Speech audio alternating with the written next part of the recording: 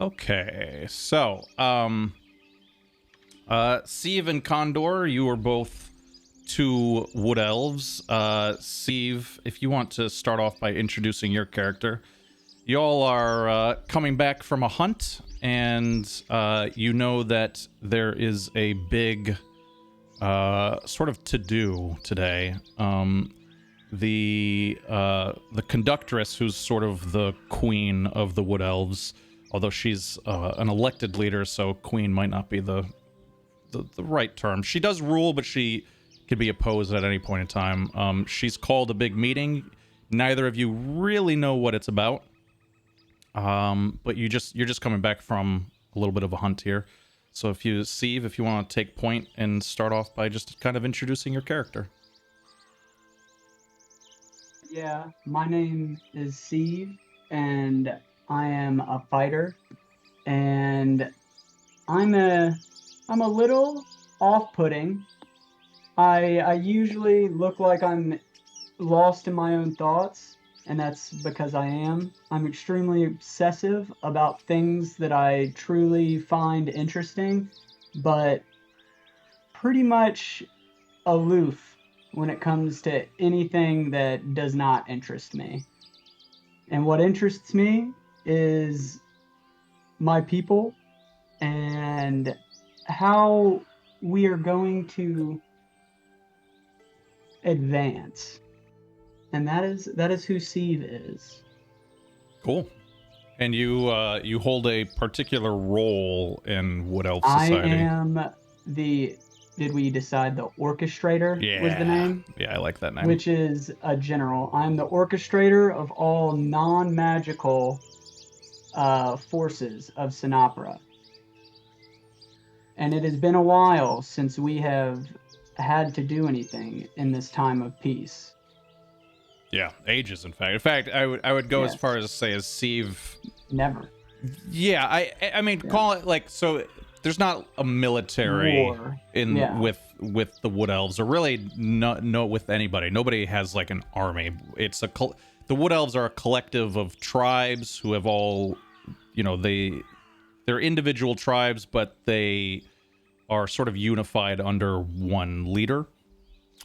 But everybody in Stone Age culture is, outside of New Crescendo anyway, is kind of a warrior to some extent, in that if there's an invading force, like everybody who's able to is sort of expected to like pick up a weapon and help out. Your character is particularly skilled in this arena, and so you have been chosen probably by the conductress herself to both train and also lead any of the army, or not army, but you know what I mean, like any of the clans folk who might need to go on like a major battle in defense of the home or whatever. Okay. Condor, if you'd like to introduce your character. Hi, I'm Condor. I love to learn. I love to teach anyone that'll listen to me what I have learned. I will learn. I don't really care what it is. I'm just interested in the entire world. And I want to learn as much as I can. Beautiful. So you guys have already dropped your kill off. Sonopra is a collective of a lot of very massive trees. The old story goes, as you all would know it, over 1,000 years ago. Sonopra, the city, has been around longer than any living wood elf has been alive. So it was founded before the Lay of Lunara, which was basically this time period where all elves, both wood elves and high elf alike, were plagued with very, very short life. Usually they lived less long than even humans did way back in the day. And this caused a lot of change in elf culture. But Sonopra's been around a lot longer than this. So anyway, Sonopra is mostly a city high up in the trees, about 100 feet above the ground. For the most part, you can get around without ever really touching the ground.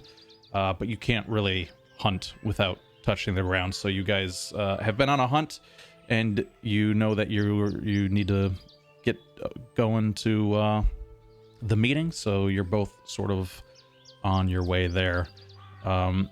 As you're heading in that direction, you hear behind you. You hear the movement of some people coming by.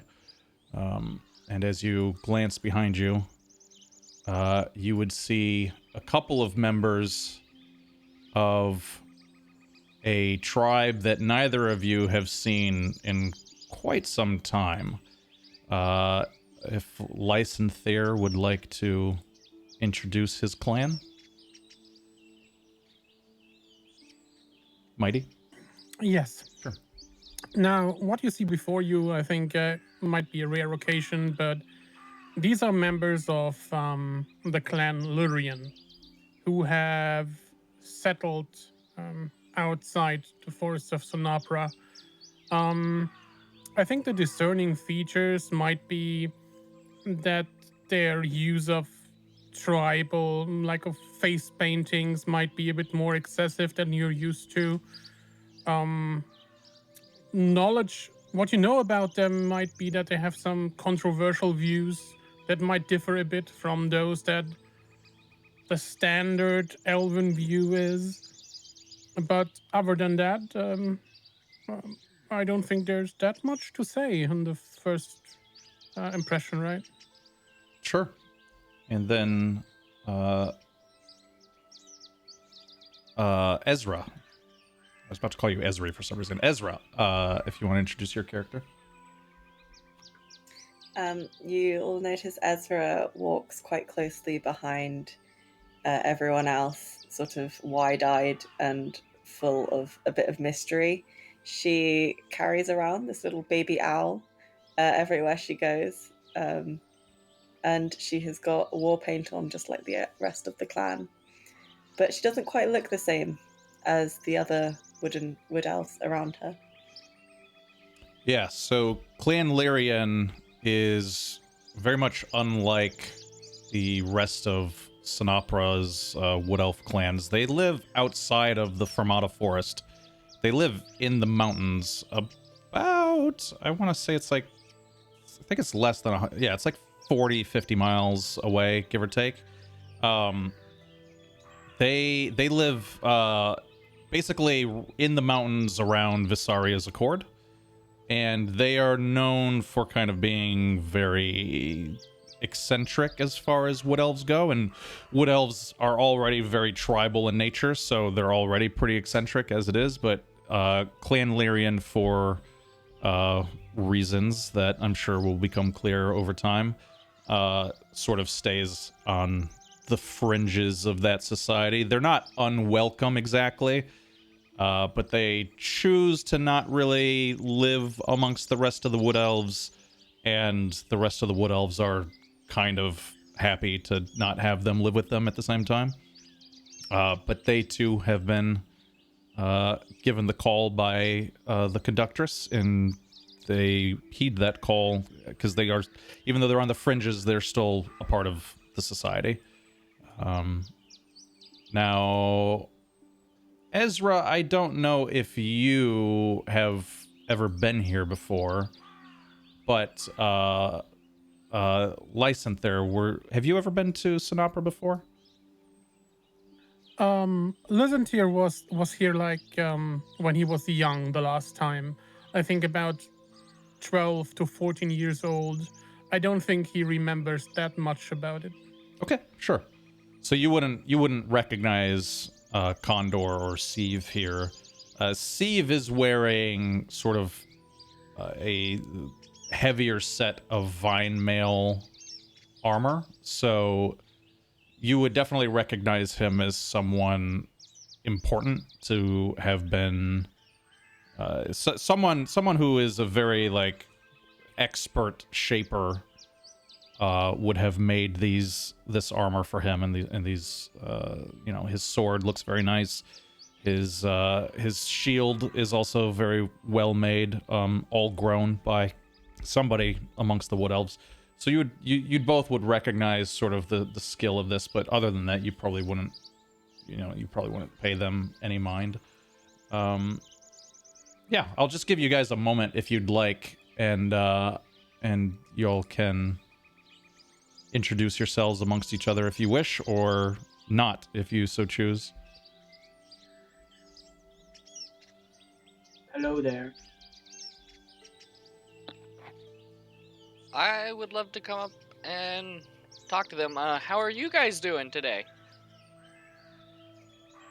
The first two wood elves that you come across are dressed in they're wearing skulls on their head from some horned animal.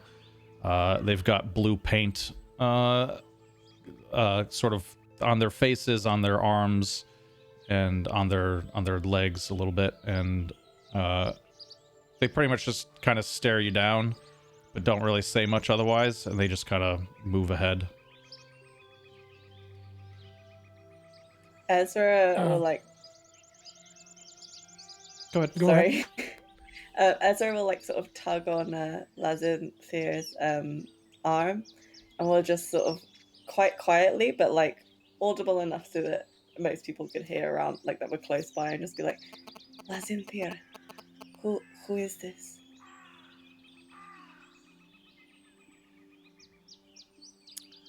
I don't know, Ezra. But remember, we are among friends. So, let's stay civil. Okay, I take your lead.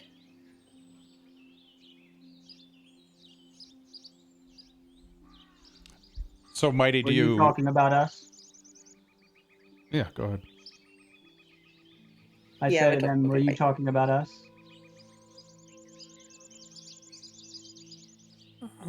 Not you personally. I think we are among fellow wood elves. Aren't we all kin? So we are all friends, aren't we? Yes. Yes, we are.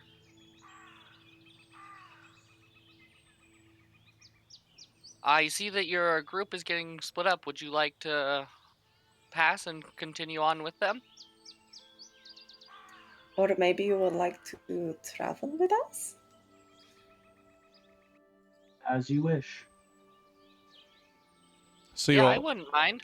yeah. So you all kind of group up a little bit, and Lysanthir and Ezra might not recognize this area if they haven't been here before, but Sieve and Condor would recognize almost immediately that you're already at the entrance of Sonopra up here. It is basically at the foot of a tree, of this very massive tree. Whether it was grown or carved, you're not quite sure, but there's a little opening in here that you're able to. It doesn't look like much, and if you didn't know what you were looking for, you'd probably walk right by this area. But there's this little opening in the tree that leads to a staircase, and this spiral staircase goes all the way around the rim of all the way up the tree, well over 100 feet, and you wind up inside of Sonopra, which I will move you guys towards in just a second here. And so before we go in, Mhm.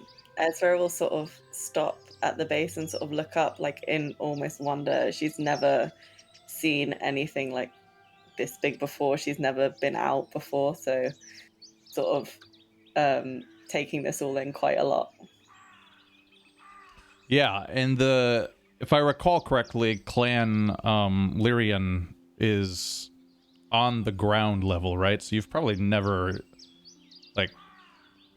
even seen one house all the way up in the trees, let alone an entire city. So this would be very shocking and awe-inspiring.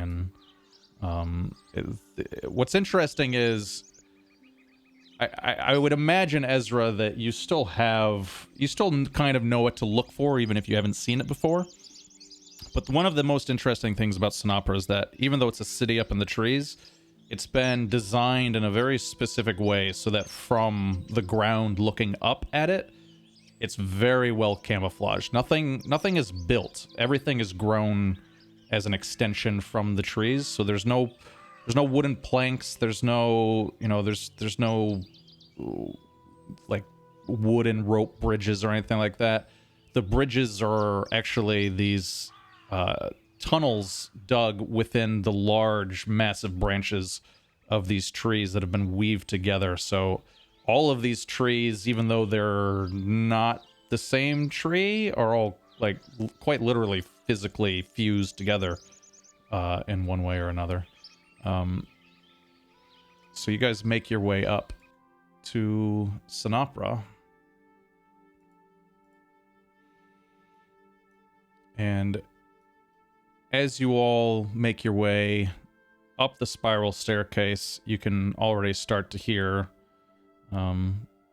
fairly quiet talking, but you can hear a lot of people are up in the next room. Steve, you'd probably walk in first, probably with the most authority, as you're pretty high ranking within the Wood Elf culture. Oh shit, okay, sorry.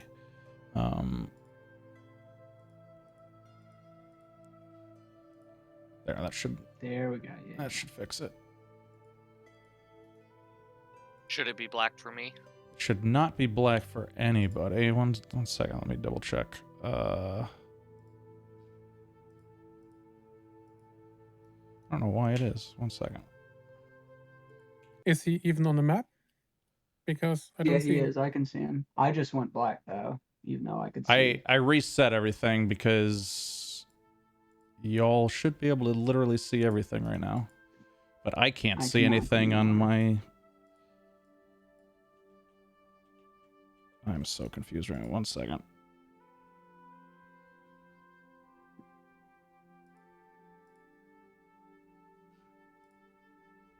Okay, did that fix it? Again. Yes. All right, perfect. I don't know, my page started refreshing. Yeah, I refreshed it on my end, which might have refreshed on everybody else's end. Foundry's weird sometimes. It still has some glitches that I'm still working through. It glitched out, but I also set a setting incorrectly, but it glitched out even after I fixed it, so I don't know. Should be okay now, as long as everyone can see their characters and all that. You should be good. Yep.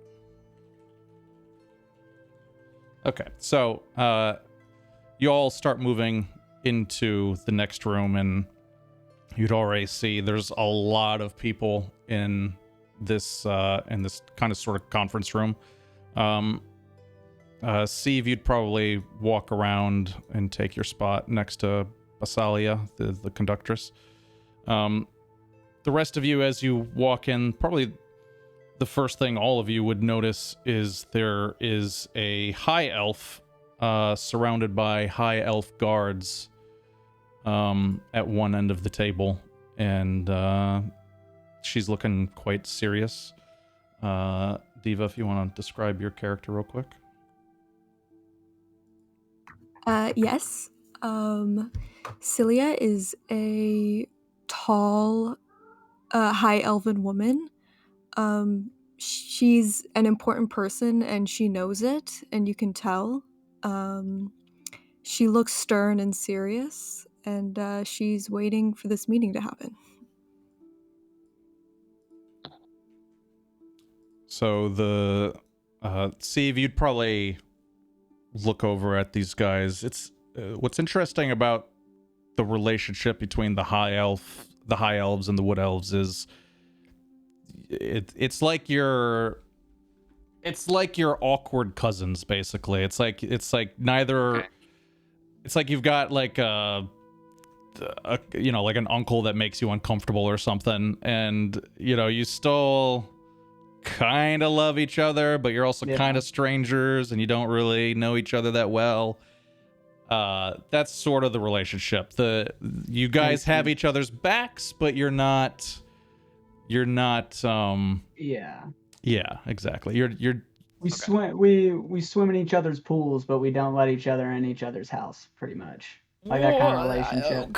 A little bit, yeah. Like when it comes to cousins and stuff like that. Yeah, you know? you don't hate each other exactly. Yeah. You would be there for each other in their times of need, but you don't hang out. You don't really show up at, aside from like Thanksgiving and stuff, you don't really see each other too often. So the fact that they're here is kind of notable. It's a big deal. The Clan Lyrian sort of, there's not a lot of room anymore in here. Clan Lyrian's sort of the last ones to arrive. They make room for Lysanther and Condor and Ezra and everybody to kind of go wherever they want. There's one last high elf who shows up, and he sort of gracefully makes his way around the lot of you, and oh, I just got a bug. 1 second. There we go. Sorry about that. Okay, so you all kind of gather into this room. Conductress Basalia stands sort of at the center of the room. She has been in charge for over 200 years because of the way the Wood Elves elect their rulers. They can pretty much, it's not exactly a life term. It's basically you rule us until we decide you don't rule us anymore kind of situation. It is up to each clan elder to vote in or call for like a vote of no confidence or whatever and vote out the conductress or conductor or whoever's in charge. She's been in charge longer than anyone for over 200 years, well over 200 years. She's known as being fair and honorable, but very territorial and very like fiercely territorial. She is probably more than anyone else that you all can remember really buttons down all of the access points in the forest. If in the past, in the distant past, as long as humans didn't get too close to Sonopra itself, the Wood Elves didn't really mind them being in the woods so much, but Basalia has been known to push out her sort of like defense forces all the way at the edges of the Fermata Forest and pretty much scare off or just outright kill any humans who get too close. If a high elf comes in, that's one thing. They also are very territorial against orcs coming in, although Clan Lyrian, in their place in Visaria's Accord, are usually the first line of defense against orcs. They will let in dwarves if dwarves are coming in via boat along the river, which doesn't happen too often, like probably once a year at most it happens, if it happens even that often. They will trade with the dwarves, but they don't trade often or much. So yeah, all of your relationship with Basalia is probably pretty limited except for Sieve. Probably the most striking thing about her is her giant warbow. Has been grown for her specially, is pretty much everything she has been. She looks every part the sort of ruler of the Wood Elves. She's wearing very special wood armor that, quite unlike most wood armor, is actually completely silent as she moves about, which lets her be very stealthy even while she's like super highly protected. And although none of you have ever seen her fire her bow before, it's said she's a wicked fast and accurate shot. Okay, so everybody else in the room, you see it's sort of hard to pick out the elders because elves are immortal, so everybody sort of looks to be pretty close to the same age, but there are sort of telltale markers here and there, and you would recognize some of these people as being clan elders or, you know, high-ranking people from within individual clans and stuff. Everybody's been waiting a little while, and it's pretty clear that things are getting started here. So Basalia kind of looks around at everybody and says, the High Elves have arrived with some very disturbing news that I think all of you should be brought here to hear. She looks over at Cilia and the High Elf standing next to her, which is a guy none of you would really recognize, and sort of nods and gives you guys the floor. And Forte, the guy with you, Cilia, he kind of looks at you, and if you want to take point on this, you're welcome to. If not, he can too. Cilia will step forward and take the floor, I guess. She'll say, Basalia, thank you for welcoming us on such short notice, but I just have to let you all know that the other day I was traveling with a guard, a human guard at that, and we were attacked by an aggressive bandit, and my guard was hit pretty hard. Out of the corner of my eye, I saw a flash, and when I looked over, he wasn't hurt anymore. He was completely healed. I have no other assumption to make but that humans are doing magic. I don't know what to do about this. It's the only time I've ever seen something like that happen. I have an operative working in New Crescendo investigating this, but I thought that my other elves would like to know, and perhaps you have some insight. I don't even know what to say. And Forte nods along with you and says, and it's even worse, it's not just one human. We have reports from all over New Crescendo. Dozens of humans, all within the last few weeks, have begun to cast spells. We know that humans are very superstitious, and they often talk about witches and, you know, shamans and warlocks and the like, but there's never been any truth to any of this, as you all know. But all recently, we've seen the holes in the side of buildings. People are hurling about fireballs and casting all kinds of impossibilities. Humans have never done magic before, and now many are doing it all at once. And even worse than that, we are hearing reports, rumors, but I suspect they're true, that tribal humans all up and down the Eastlands are going to war with newfound power.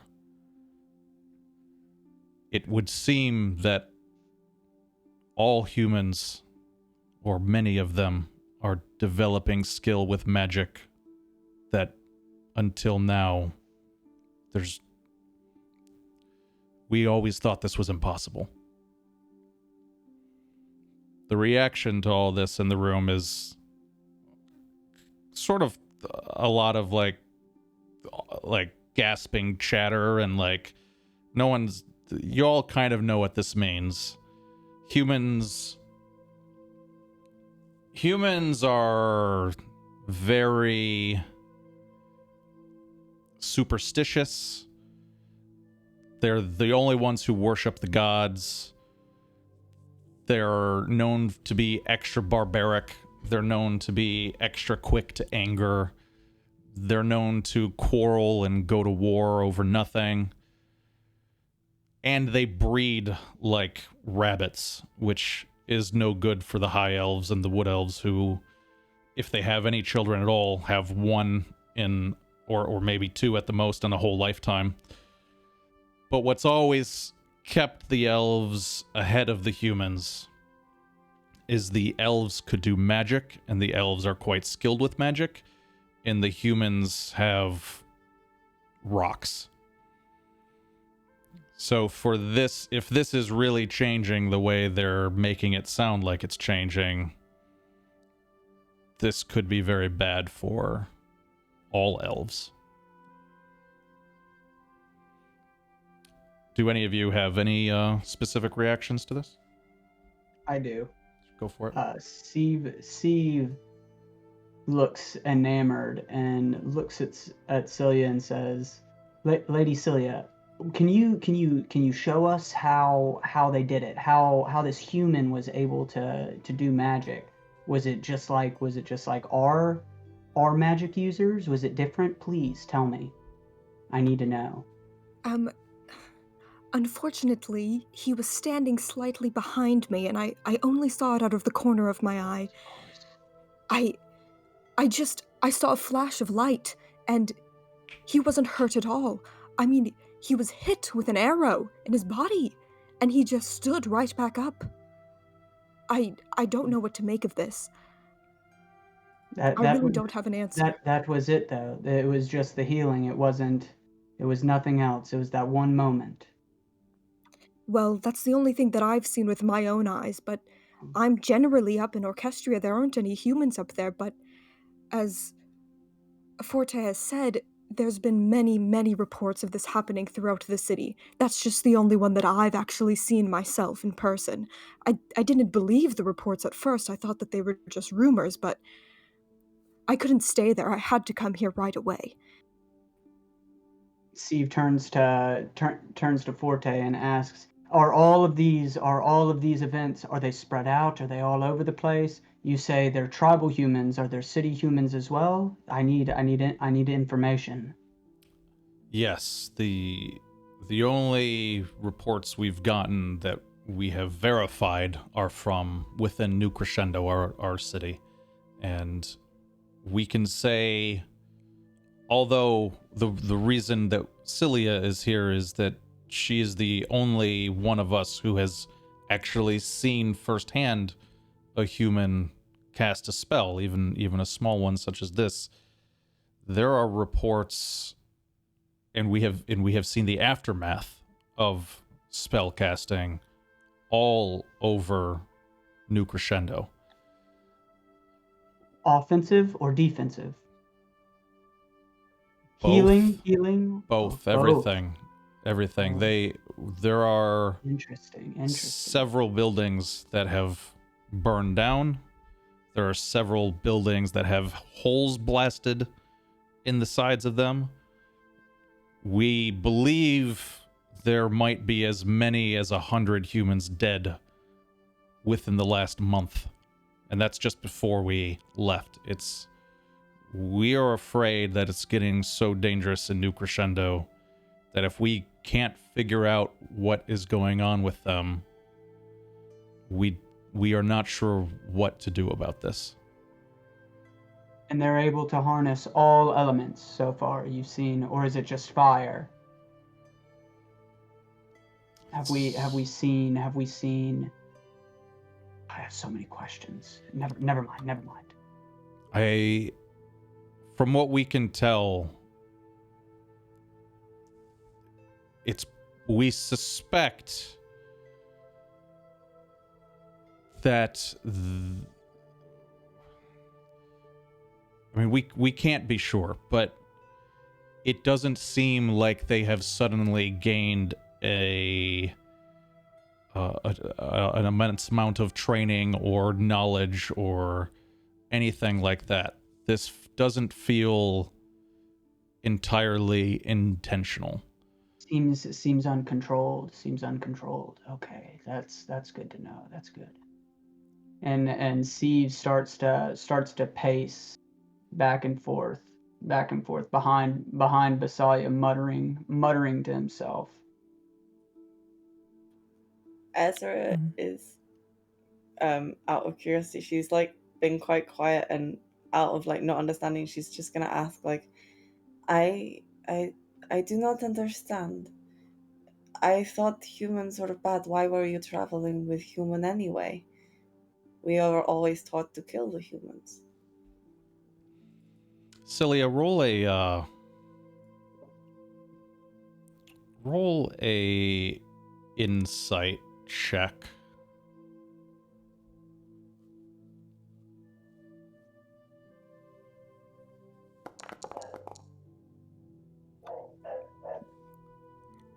Okay. No insight given here. Okay. I'm not very wise, you know? I'm smart, but I'm not wise. I give Basalia a questioning look, as if I may speak. She nods. This is a group discussion. All opinions here are welcome. Dear cousins, it is nice to see you here in the halls of Sonopra, but I am full with questions. The questions I have are, why is that so strange to you? You master humans like a herd under your flying mountain. You treat them almost like equals. You have them as guards. You treat them well, like friends. And now you suddenly think that it is strange that they pick up on the things that we are able to do? Humans are not stupid. They are misguided. So, why do you come to us?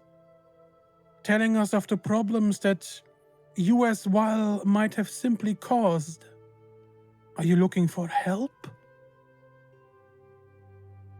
Steve stops pacing and looks. Well, I suppose we can disagree on something. I don't think that the humans are that intelligent. I don't think that they have the ability to do this on their own. There's no possible way that a human just learned how to do magic. Some other influences is causing this to happen. And if it can happen in New Crescendo, it can happen in the forest too. There's tribal humans all over here. What happens when next week a group of tribal humans come down with fireballs and blow up all of your trees? What are you going to do then? We have defenses. Trust me. You had defenses against humans that had sticks and rocks. You don't have defenses against humans that have magic You think like we us don't elves. have defenses against I really you don't. elves? We don't have the... No. No. If humans can do what we can do, there's so many more of them. There are not that many of you. You understand that, right? There's hundreds of thousands of them in New Crescendo alone. Imagine how many there are out in the forests right now.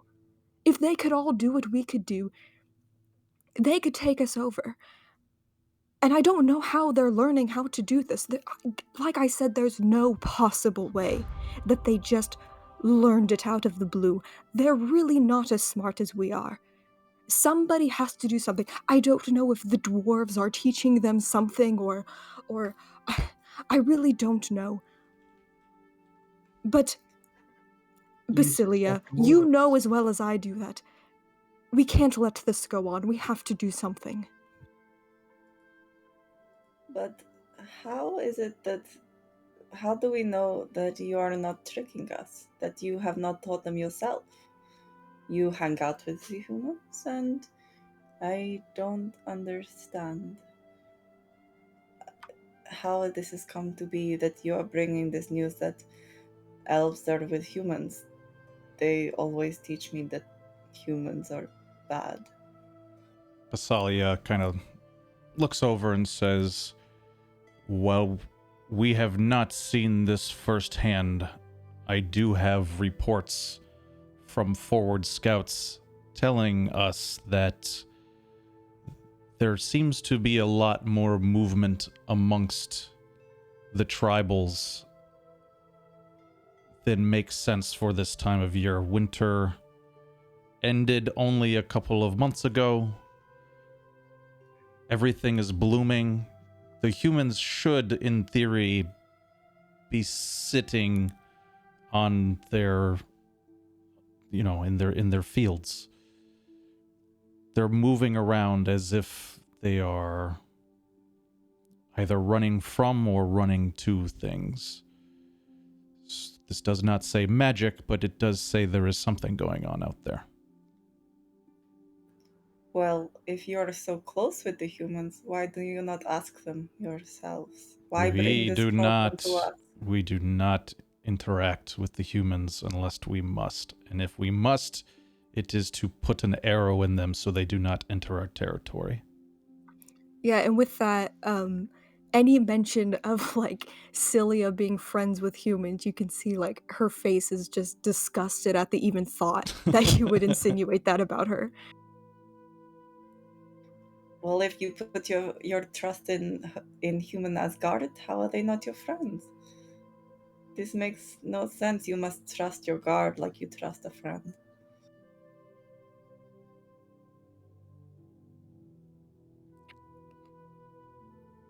Sorry, who are you talking to?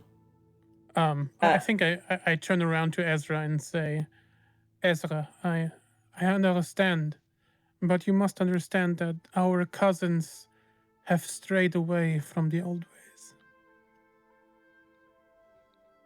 Salia gives like no response to to that. She looks back over at Cilia and the rest of the clans and says, "It's not about whether or not the humans can take us today.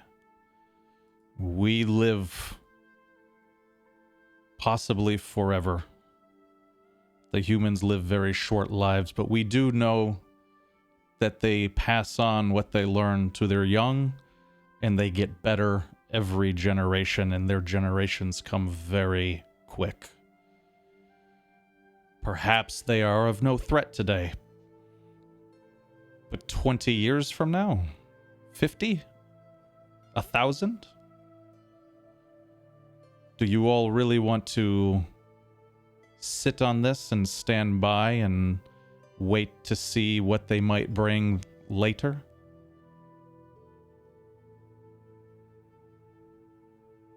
She kind of lets that hang for a while. "I think we need to get to the bottom of this." Steve starts pacing again, muttering to himself, making hand motions. So, why not get rid of humans altogether? There's a couple of chuckles in the room at that suggestion. Basalia shakes her head. We are not murderers.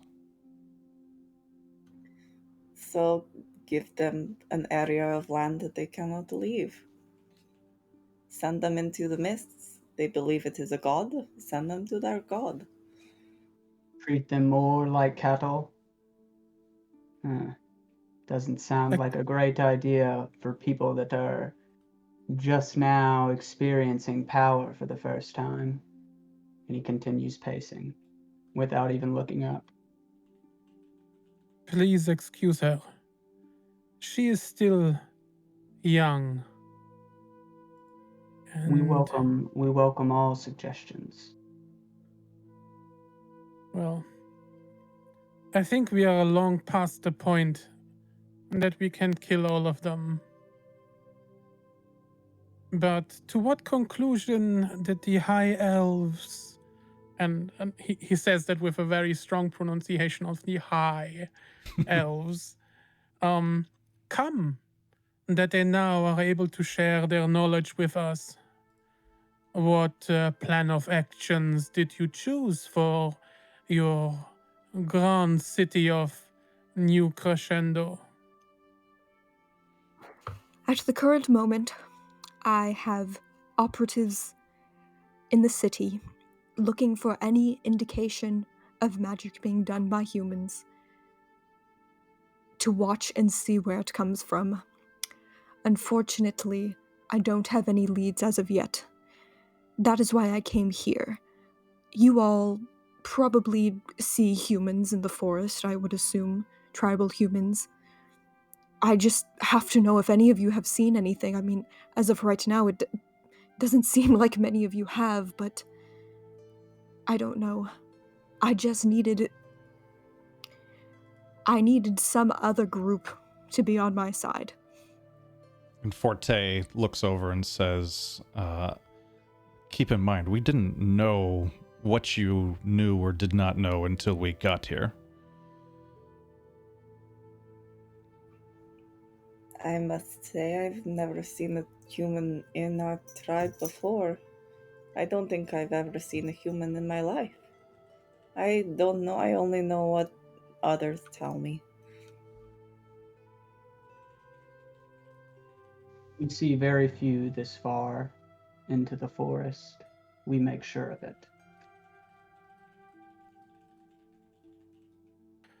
Basalia, you know more about what is going on in these forests. Do you know if anyone here knows the location of tribes settled near or around the forest? Is there any tribe we could observe and see if these rumors are true?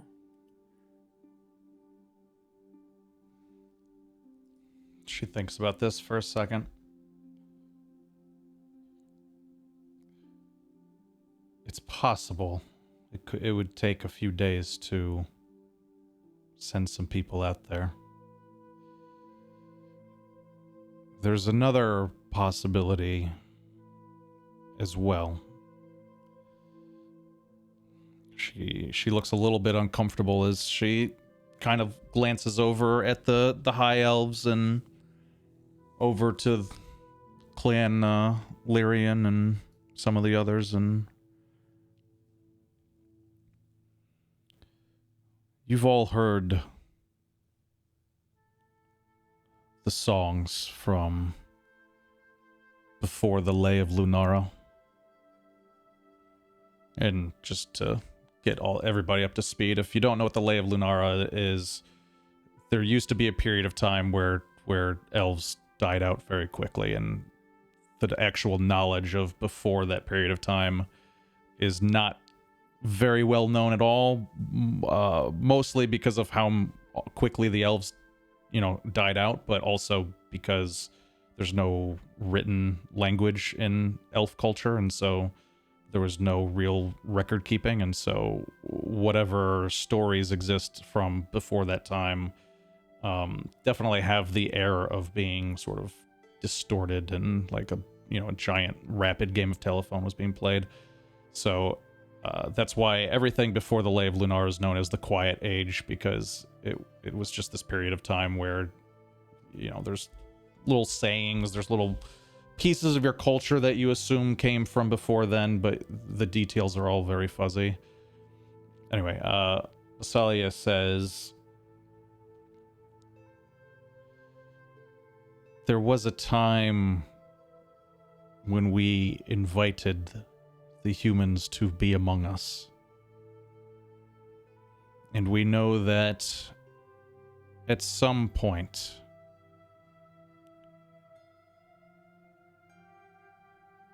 they left, or we kicked them out. And we know, or shall I say, we believed that this might have happened violently. We don't know if the humans were behind it. There's rumors that it may have been orcs. There's rumors it may have been the dwarves. There's even rumors it may have been wood elf versus high elf, or possibly even wood elf versus wood elf. But most of what I have heard makes me believe that the humans were very central to it. And there are stories that I have heard that I always assumed meant the elves were doing magic during those times.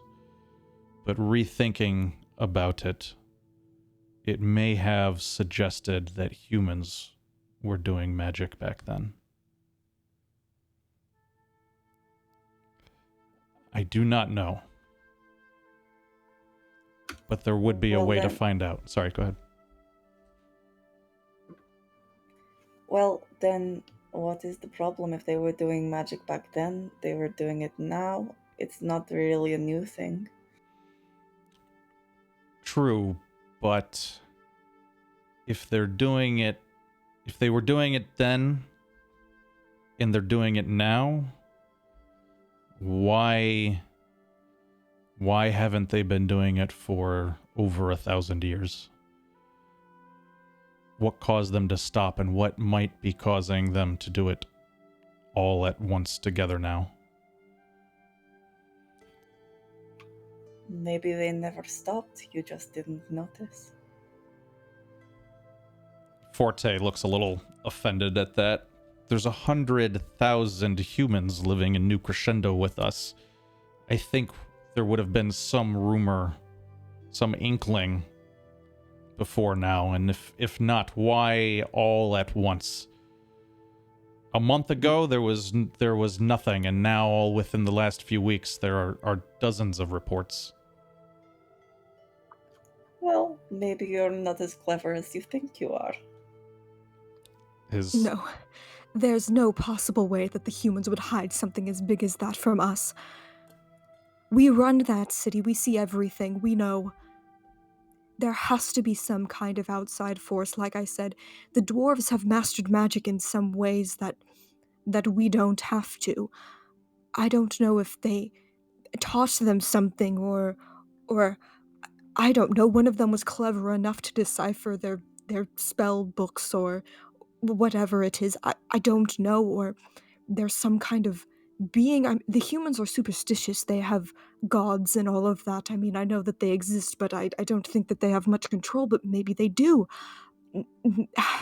I can't think of how it's possible, but there has to be something out there somewhere that's making this happen, and we have to figure it out now before they find a way to take us over.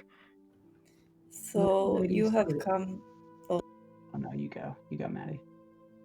So you've come here. You've brought us all out of our homes to help you with something that you have not even done your research on. It doesn't sound that smart to me. Lady Celia, if I may, you also Please. You also assume that these humans, all humans, are stupid or not intelligent enough to pick up on things that have been happening in front of their eyes for years, just as Lysanther said.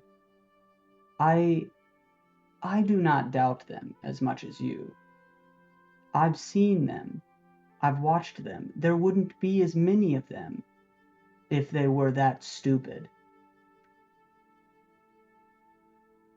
I just want to peek up and say, everyone can learn, in my opinion, and then kind of just get quiet again and back off.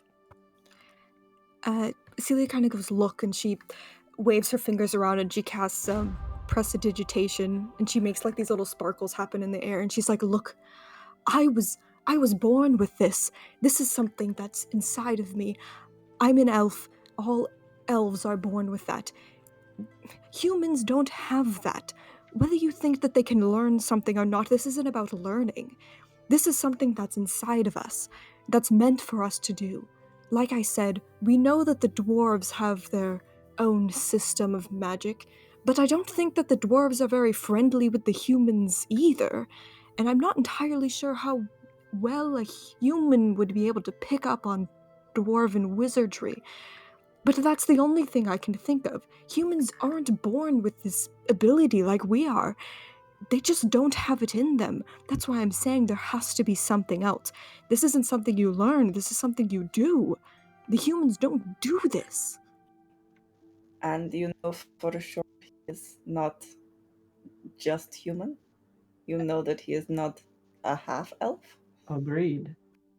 I know your people to go and flaunt about among those humans. It is not unheard of. And you think that no magic has spread through that way? It's been centuries of that.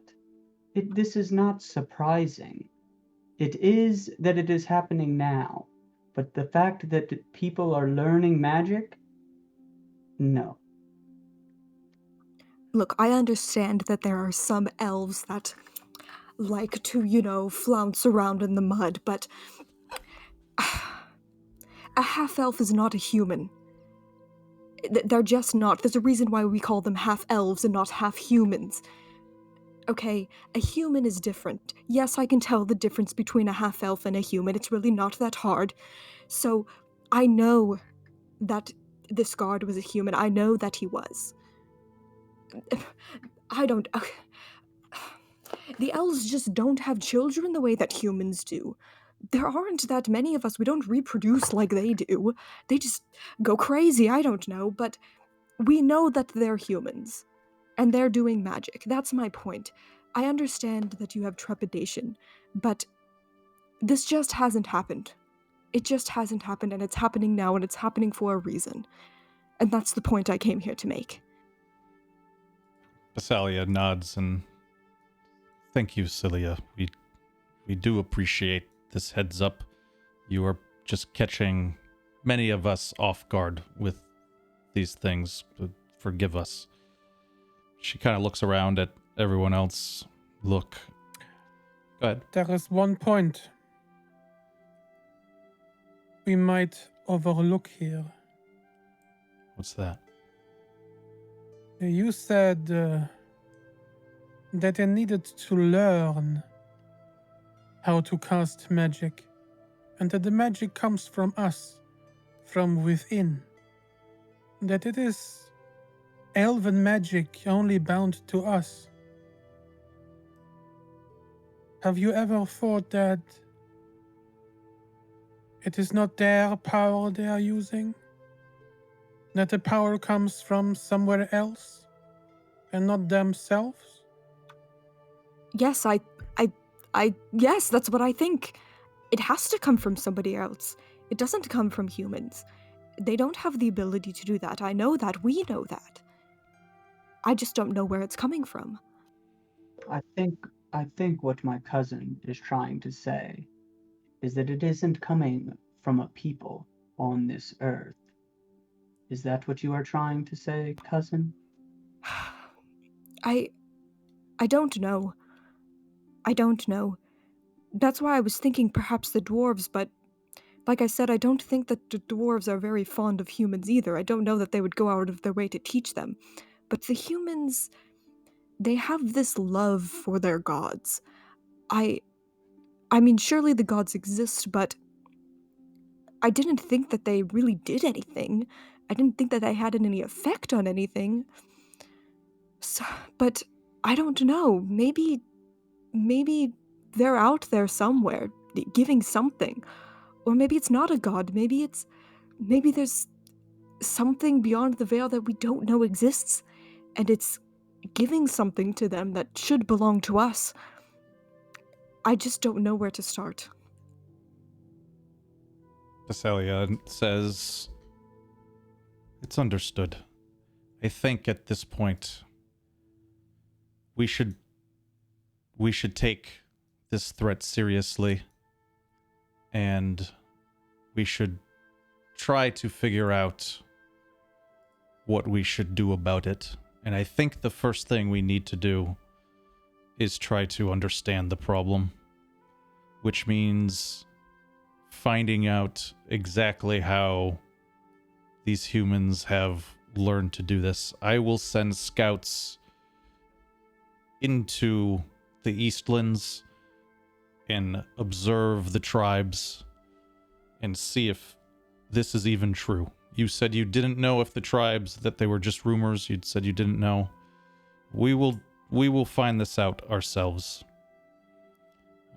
You've said you've already got spies in New Crescendo watching over the humans. This is a good start. And perhaps we should send people out and look at every possible idea. Seek out every possibility and unearth it all.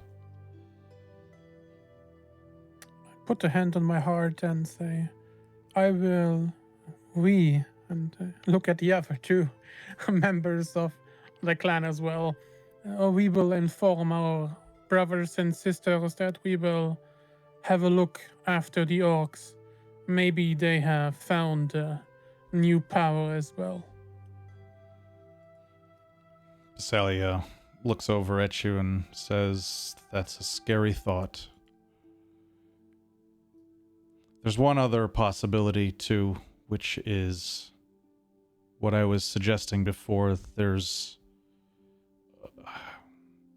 an old area where the humans used to live outside of Sonopra. It's a bit deeper in the forest. We do not go there. If you even get near there, it is very unsettling, and I've never been. I don't know any elf who has been. But I don't think that these feelings that I get are just fear from within. I think there might be something in there. Where was this again? Sorry, out of character question. It's a little northeast of Sonopra. It's basic. It's not really an off-limit area, but like all wood elves, at least the wood elves of Sonopra would know where she's talking about it. It's probably half a day's journey outside of town. It's just like a dark, dank area of the woods, very crowded with people and with trees, and the sun doesn't really get in very well down there. It's a pretty creepy area if you've ever ventured too close to it. Okay, thank you. Mm-hmm. A lot of our stories of the ancient times come from that area. It could be... She looks kind of a little bit haunted by this, but she says it could be that now is the time for us to take a look at our own past and see what we might find there. Yes, I think anywhere to start is where we should go. Immediately. She nods and looks over at you and says, according to Forte, you are maybe the only elf alive who's actually witnessed a human do magic. Possibly. Unless somebody in my ranks has been keeping it from me, but perhaps that's true. She nods and says, I would like you to go with my people to this area in the forest.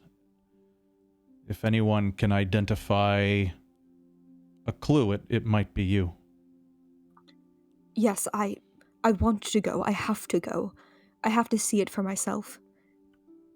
She nods and looks around. Would anyone here be willing to escort her to that area? I will organize many parties to leave the forest and go seeking out the orcs, the humans, all over. But I think we should look at our own lands before we think too heavily about venturing too far out. Who would be willing to go with Cilia here? Well, I Ye- would like to raise my hand, but as well, kind of lower my head. She looks over. Steve Condor, moves of over. course. Thank you. I would love to have this opportunity. She nods and looks over at Steve. You wish to as well? Of course. She nods. Steve is orchestrator of our tribal forces here. He will be a good one to have by your side.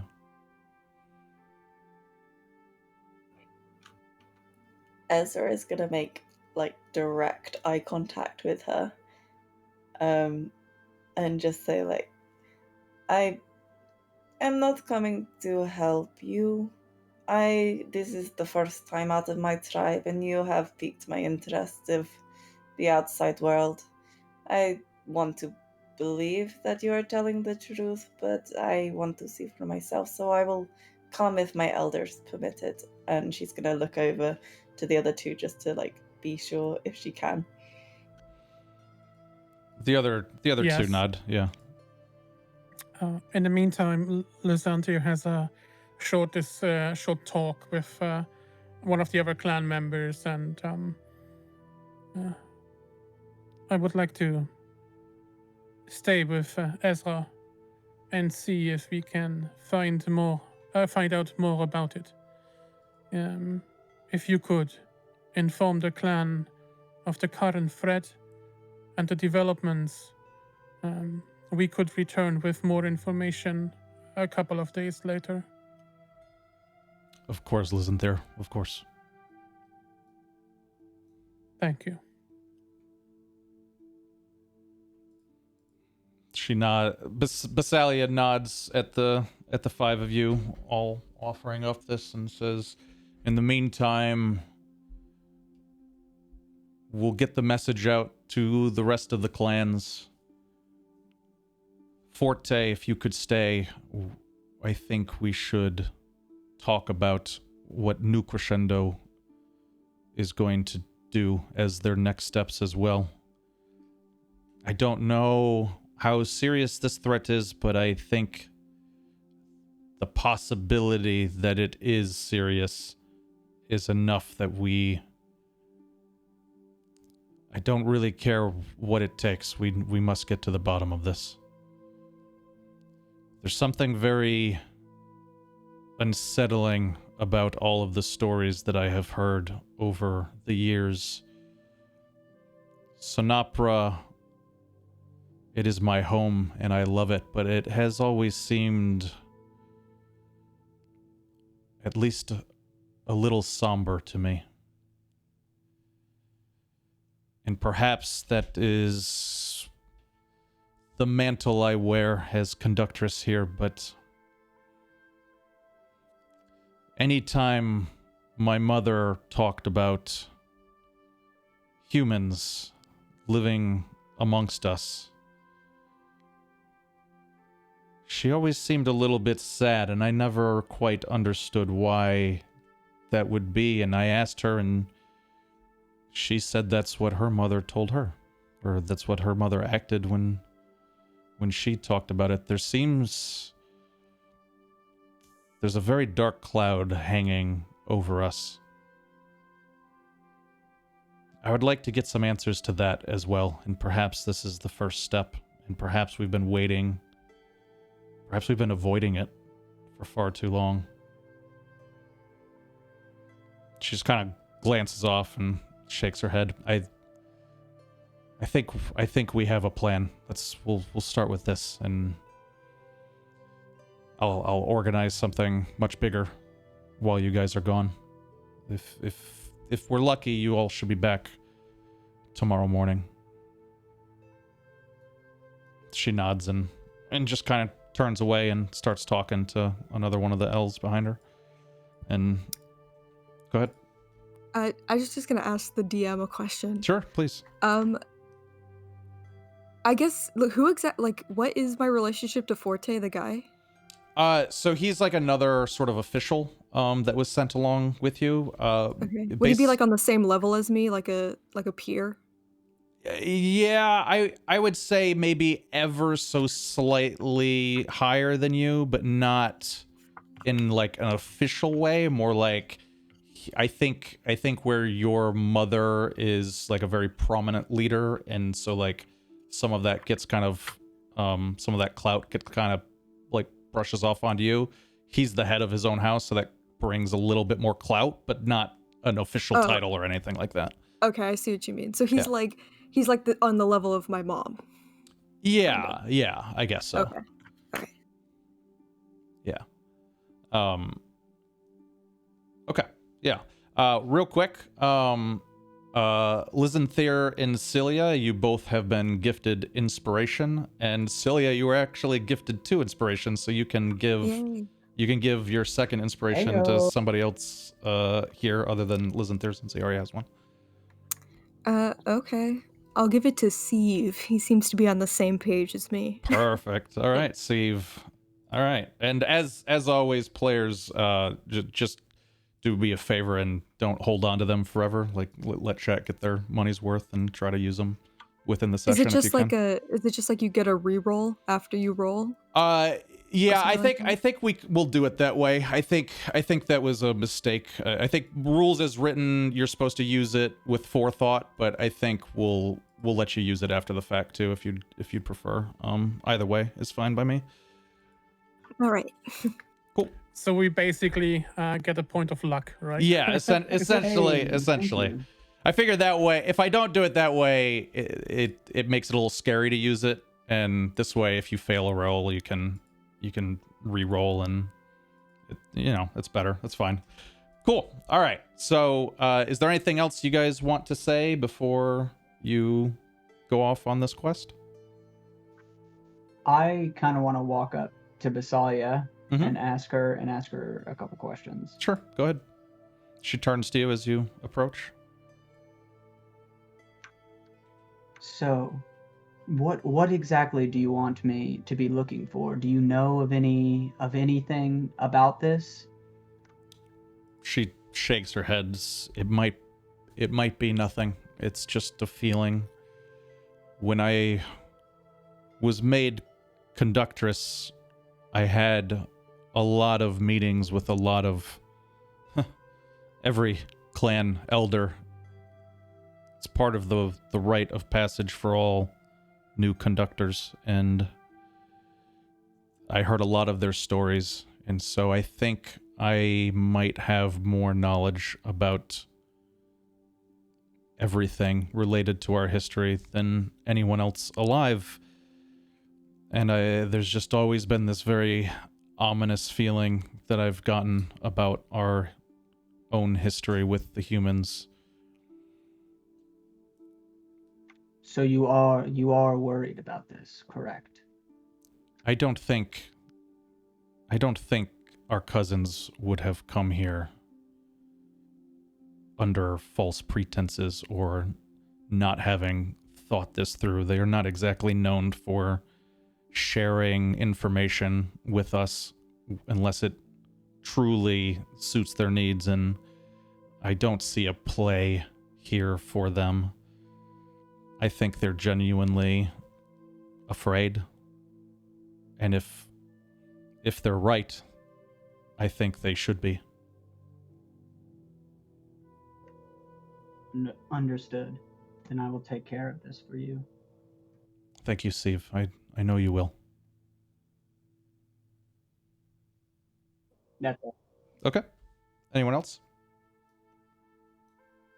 Cool. All right. So, yep, go ahead. Sorry. Could I walk up to Liz there? Yeah. And just be like, I am very sorry. My mouth ran away with me again.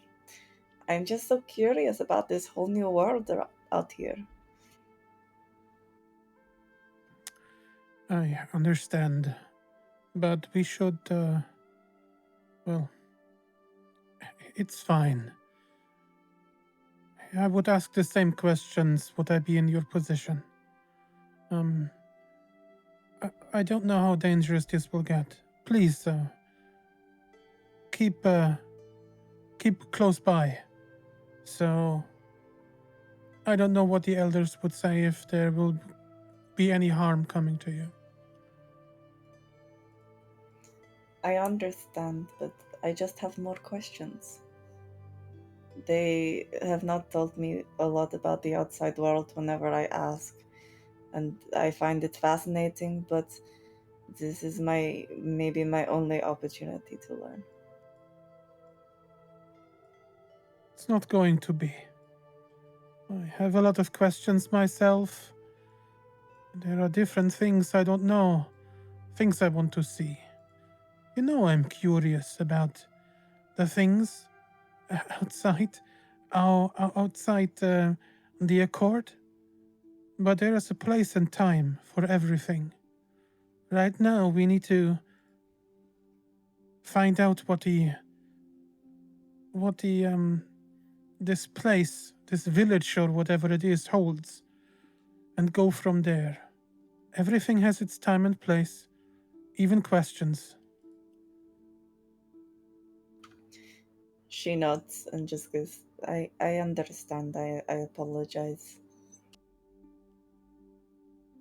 And I guess I get closer and whisper into your ear, and please, keep away from the High Elf. I don't know if she's a good influence on you. She just nods again.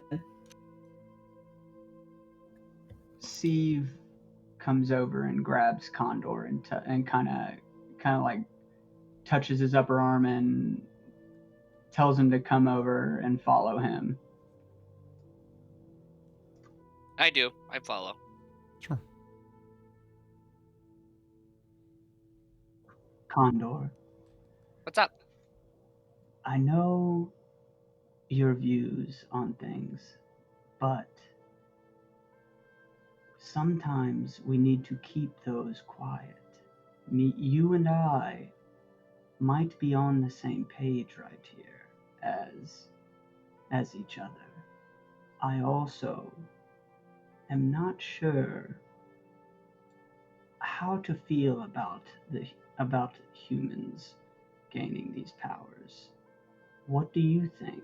And we're talking in very hushed tones, by the way. We do not want people to hear us. I just reply with, I'm not sure how I should feel at the moment. And kind of just that's about it. Good. Always question things. Always question things. And then I kind of nod and that's the end of the conversation and we're ready to go. All right. So you all probably take, I mean, I think most of you have like Cilia and Lysanther and Ezra. You've probably brought everything that you have with you already. I imagine Condor and Sieve, you guys probably take a few minutes and gather up some belongings before going out on the trek to make sure you bring enough food and any supplies that you might want or anything. But then you all head out together. Let's move to this map.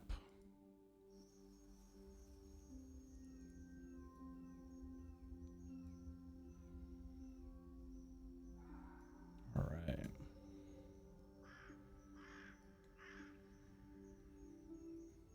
Let me know if there's any glitches or if there's any if there's just any I do issues at all. not see anything yet. It was there for me, and then it just went black all of a sudden. Oh, really? Yeah, it's black right now. I mean, I could refresh and see. Well. It's black for me as well. Fine for me. Really? Okay, let's see if does that help at all for anyone? I just reloaded it. We'll see. Try F5ing and refreshing the window if you're having issues. So weird that we're having these issues so much today, but not any other day. All right, it's all fixed for me. Okay. Mine is still black even after reloading it. Hold on, I gotcha, I think. Mine's just taking a minute to reload. Roger that. Steve, did that help you?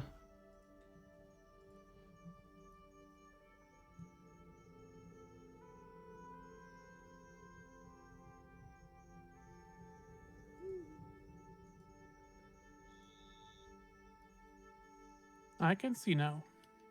Okay. Okay, I think I'm on.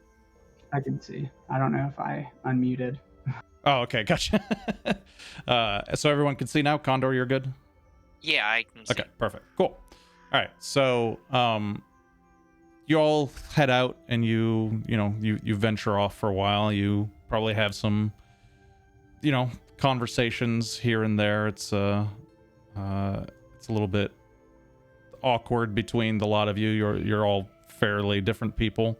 I mean, Liz and Thayer and Ezra have known each other for years, so it's probably not very awkward between you two. And Steve and Condor, I imagine you two have known each other. I don't know if you guys are friends or just kind of acquaintances or whatever, but I'm sure you've seen each other around and stuff. But none of you know Cilia, who is. You'd probably notice the way she's dressed is not exactly like ideal clothing for the wilderness, I suppose. But she's holding her own, handling herself, and there's not a lot of paths and trails in these areas. It's kind of a lot of what you make for yourself, and the further out you get, the more this becomes the case, until you finally wind up where you are now. And I would like everyone real quick to make a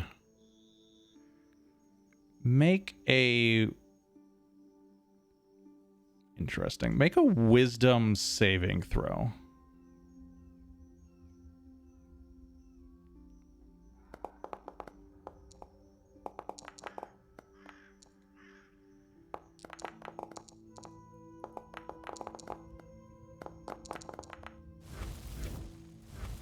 Nice. Okay. Condor with the save. So Condor, you feel completely fine. You're just kind of walking through the woods. You feel pretty. You're a druid. You feel pretty comfortable out here. But the rest of you feel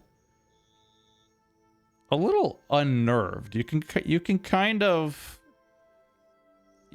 sense what Basalia might have been talking about earlier when she was talking about how she doesn't really like coming over here and nobody really goes too deep within these woods.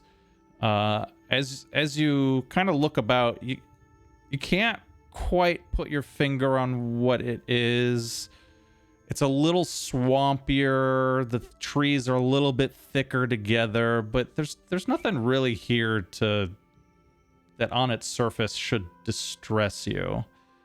But Liz and Thayer and Cilia, both of you do just kind of get this sense as you're kind of looking around, like, I don't know, it's like someone's watching you, or you just get the heebie-jeebies a little bit.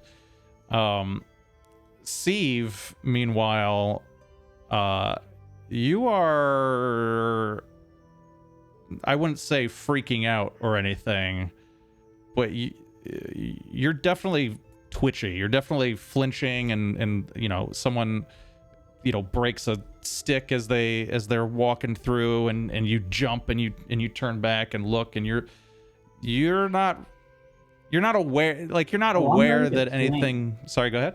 I said, I'm ready to swing. Yeah, but it's not just like a paranoia. There's also like there's a level of fear here that is just very uncomfortable. And Ezra, more than anybody, you're probably gripping Liz and Thayer's arm pretty tight. You're looking about, like the shadows are growing eerily closer to you, like they've got a life of their own or something. And you're, I don't know how much you believe in ghost stories, but you're starting to think you might believe in them now.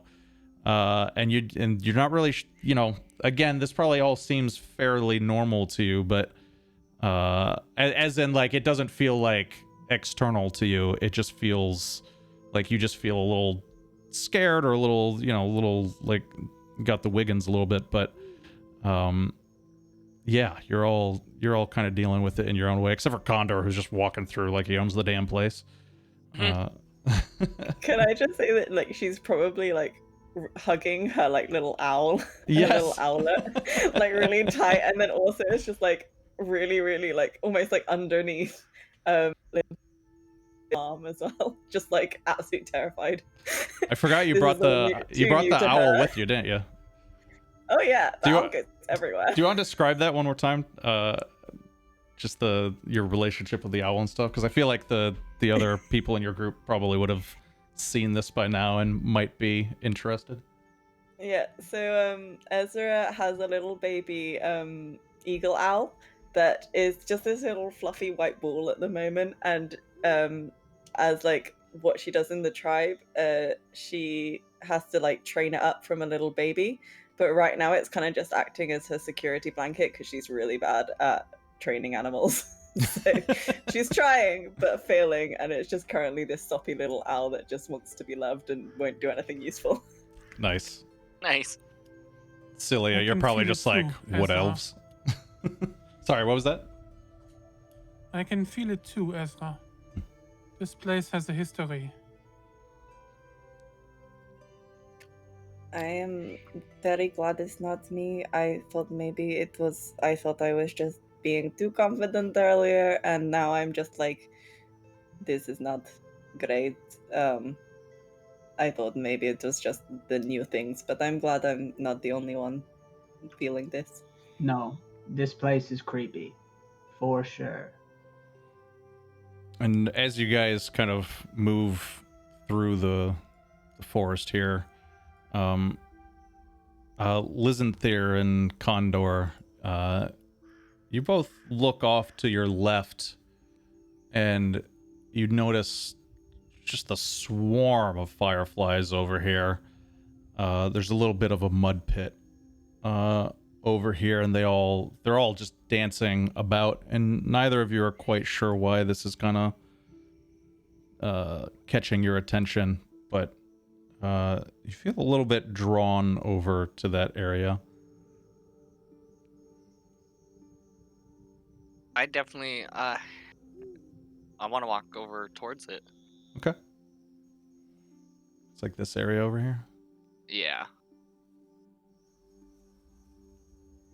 And I want to see all the pretty lights and kind of stare off and enjoy the view. Sure. Roll an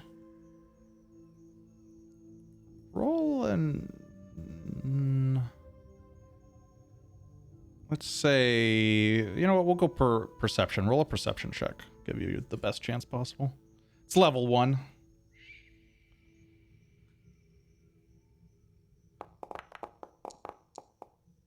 Nice. Rolling heat. Yeah, somebody got the dice rolls. Okay, Condor. So you're kind of watching them dance about, and you kind of feel like you spot something in the mud there. You're not quite sure what. It looks like a. I mean, it's kind of underneath the water, and it's covered in mud, but you notice like a little bit of a protrusion, no thicker than like a fist or something. I would like to reach down and grab this thing that has caught my eye. Sure. Steve reaches out and holds the back of him so he doesn't fall in. It's pretty As deep in when there. Steve said. You'd have to literally be walking Just in that kidding, mud. Steve does not walk into that mud. Celia will see him trying to go into the mud and say, excuse me, what are you doing? Where are you going? There's something shiny in there. All right. And she'll walk up and I will cast, if you'll allow me, unless he's just gonna walk in there. I'm not gonna stop him if that's what he wants to do, but I mean, if he wants to No, walk in there, I mean, he was about to walk in there. I don't want to like run over him if that's what he wants to do, but Cilia no, I'll kind definitely of hear you wants to out. leave. So, up we'd to love you. to see. We'd love to see you do something. Yes. All right. Well, I have Mage Hand, Oh, nice. so I can cast my Mage Hand and have it go grab whatever that is, so that we don't have to stand here all day. Sure. In case Condor, he gets stuck. do you point out what you're looking at then? Yeah, I want to point straight at it. You see what I'm looking at? It's just right over there a little ways. And you Yes. you spot it and you reach in and you grab a hold of it. Is there any, what's the rule on like how strong, like how much force can you 10 use? 10 pounds. it 10 says, pounds. Okay, yeah. gotcha. Okay, so yeah, you know what? Roll a what's your spellcasting ability? Intelligence? Just roll like an It intelligence. was charisma. I Oh, think. charisma. Yep, roll a Yeah. charisma check then. And I'll give you a little bit of extra oomph. Oh, there it is. All right. Nice, yeah. So it's within the 10 pounds, but it's kind of like stuck in the mud a little bit, so you kind of wiggle it around before it comes free. And it's interesting. It is a bone, a very large bone, maybe the size of a human forearm or something. But wrapped very kind of thickly around it is some kind of strap, and you're not it's sort of fibrous, but you're not really, it's barely holding together at this point. You're not sure if it's plant fiber or meat or leather or cordage of some other kind. You're not really sure what, but at one end is a big thick piece of very sharp flint stone. So you meet the flint stone, and I'm just kidding. Anyway, you bring this LOL. thing over to you, and it kind of looks like a very makeshift axe that's barely held together. It doesn't look like anything that an elf would make. Doesn't mean that there aren't elves who make stone tools and stuff. They certainly can and do, but from the looks of things, the haft of this is made out of a human bone, or at least a humanoid bone. All right, Celia will have her little mage hand drop it in front of Condor's feet. So she'll be like, well, there's your thing. Sorry, I I didn't want you to definitely get had my stuck in the mud. That would slow us down, but... Yeah, I definitely had my hands out ready to catch this thing. I was Sure. ready So to see it up close and personal. you're bare-chested like your token, right? Yeah. Yeah. So you kind of get mud all over yourself as you grabbing a hold of this thing, and you're kind of give me an investigation check on this thing real quick. Okay. Checks.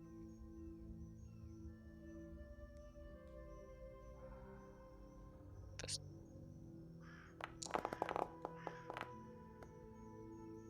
12. Yeah, so you're looking at this sort of makeshift axe, and the it's not usable by any means. The axe head is very chipped down into like practically a nub. Whatever the cordage is holding it on, you're not even sure how it's holding together at this point. The bone is about the only thing that looks okay, and you're not, and as you kind of like squeeze it and move it with your hands a little bit, you're not sure if this thing is, you think that if you put too much pressure on it, the bone might just snap right in half. It looks old, but you've heard you know the stories about this place. No one's lived here in over 1,000 years. The wood elves never come in here, and the wood elves don't really let anybody else show up here. So you're not really sure what the hell this thing is doing here. Okay, I would like to. Can I strap it to like my belt on my skirt? Sure. I would like to do that, and well, I'm good to go now, guys. Thank you. Celia kind of side-eyes him like, you're putting that thing on your body right now. And she's like, yes, let's continue. Just one moment, please. Condor, you have a new weapon. We must train. Maybe one day when it looks a little better shaped than it is right now. As you wish.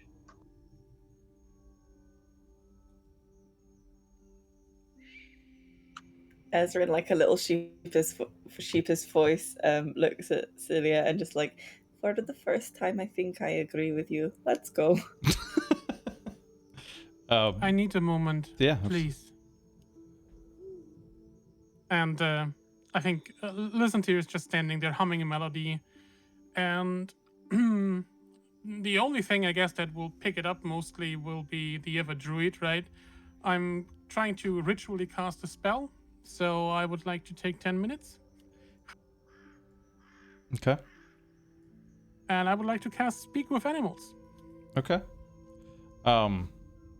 Do you explain? Are you explaining what you're about to do to anyone else? What are you humming?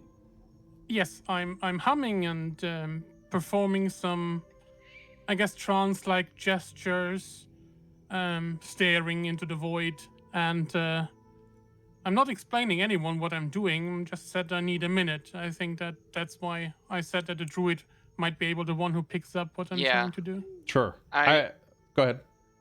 Spray. Yeah, guys, he just needs a moment.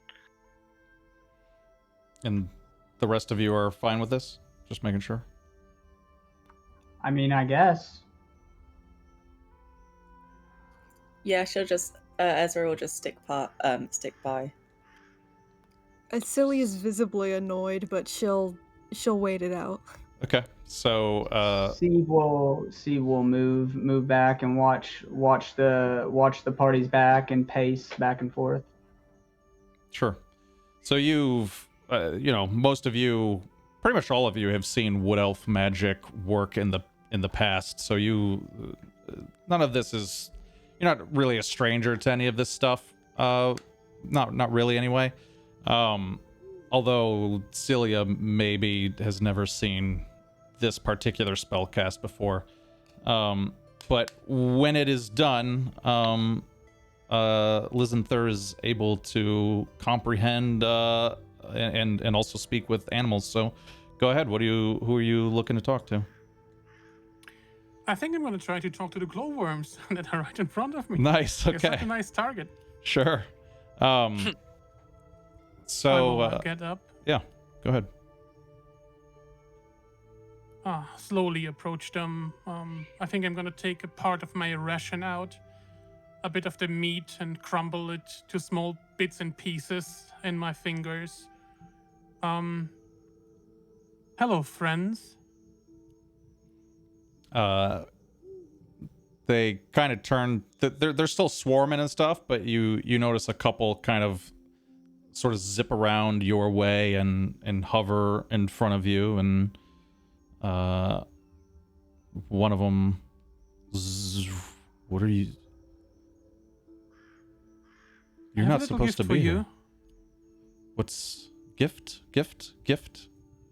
I open my hand, and I guess the chunks of meat are there. I guess I try to crumble them as slow as possible. Here, something to eat, maybe. They'd kind of wait out your intentions for a second, but then the overwhelming need for food of any kind overtakes them, and they jump down on top of your basically your offerings, and as they do, they're more sort of swarm over and land on you, and before too long, this connection that you have with them seems to be cause it's almost like it's granting an intelligence to them of a sort that they wouldn't otherwise have, and they're before too long they're kind of very delicately walking across your arm and swarming the food, and it tickles and it feels nice, and one eventually zips off and just hangs in front of your nose and says, "We don't see your kind in these parts too often." It's true. We are travelers in these woods. But I always liked your glow. I think you're beautiful creatures. Well, thank you. You're for someone who could crush us in your finger. You're not too bad yourself. There's a smile and a smirk on his face, and he said, "Well, I have a question, and maybe you can help me. We are, as I said, foreigners in these parts of the woods. We are passing through, and I would like to know, have you seen others like us here in these woods? Not with the pointy ears, but with others? Those that walk on two legs, maybe?" Two legs? Sometimes. Like you? No, never. We don't like the ones we've seen before. They do not offer anything. What kind did you see the last time? When it wasn't us? I don't... We do not have a name for any of your kind, but they smelled bad.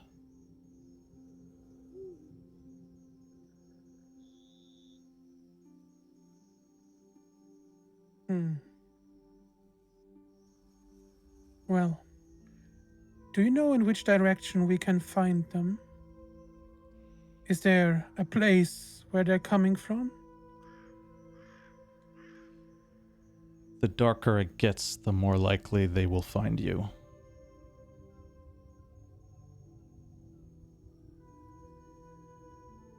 I understand. Well, and I crumble the pieces and throw them on the bottom. I will leave this with you. Thank you. They all And sort of buzz may off your of you. light shine in the dark. Thank you so much. They kind of flutter off of you and buzz all around the food, and you've made their day, that's for sure. Seeing this, C walks up to him and asks, "What did they say?" There's a stern look on my face. That we are not alone. As I figured.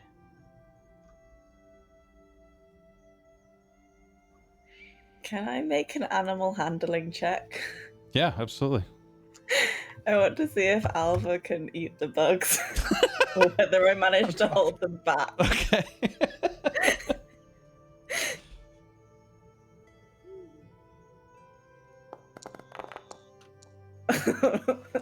Your And owl he flies away. leaps off, lands on top of the food on the ground that Lizanther left from, and as Lizanther's spell starts to dissipate, Lizanther can hear, "God, Lizanther, why? Why? Ah, no, why?" And then it dissipates. Yeah, yes, thankfully. the spell, and that's good. Ezra. I guess I pick up the Guys owl. out there hears all of their screams. Um, I'm sorry. Ezra at just least sort you of aren't dives hungry after. anymore, little friend. Ezra just sort of dives after him. It's just like, oh, I'm so sorry. I'm sorry. She's like shaking. That is part of nature. Well, we should be a bit more careful when we travel deeper into the woods now. Dear cousin, I look at Celia. Maybe you should not be in the front line. Let it be handled by, geez, I forgot his name. Steve. By Steve. I think he will be much more, much more good at his job. I don't think he even wear the right shoes for the forest. Right. I'm not entirely sure what just happened, but let's go. All right. And so Mighty calls into question sort of the marching order. How do you guys want to order yourselves? You don't even have to say that. You just order yourselves on the map, and we can go from there. Who wants to be behind Steve? All right, Condor. Ezra will just go wherever she's told. So Yeah, Luzante will pick up his shield that was dangling at his side and puts it on, puts his face helmet on as well, considering now it's the more dangerous part, he thinks. Cool. Do you inform the rest of us that you believe that it's to be more dangerous? Yeah, he said I think he I just told us did. that we're Yeah. not alone. Oh, okay, He told yeah. us that we're not alone. When I Okay. asked him right after, he said we're not alone in these woods. Okay. I would also like to go ahead and put my staff on my back and pull out my sword. Okay. And as you all begin to approach the end of the map, you notice it gets quite a bit darker as you continue along. And some of you might be feeling less brave than others. And I'm sure you all have your reasons, but within yourselves you find the strength to keep going. And we'll take our break here if you all would like. Oh, good, because I gotta pee. Yeah, let's take, you guys want to take 10 minutes? Yeah. Sounds good to me. Sure. before we go, can I just say, can Ezra just put the owl like in like a little bag just to like have a nap? Sure. You say It's that. out of harm's way. You're not having a pet die. She's full. She's full and Before sleepy. anything happens, let's put the owl away. Cool. Yeah. Cool. All right. Yeah, let's take Alright. 10 minutes, y'all. And I'll see Okay. you guys. I'm gonna mute you guys for until then and hang with chat, and then I'll see you guys a bit after that. Cool. All right. Amazing. All right. Peace. All right, chat. Roll for a smell check. That's the first thing I read.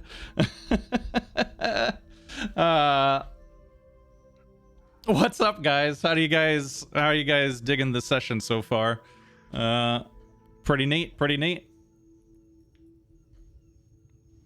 Hey, Ethan, dude, thank you so much for your generosity. Toxic, I almost called him Gamer again.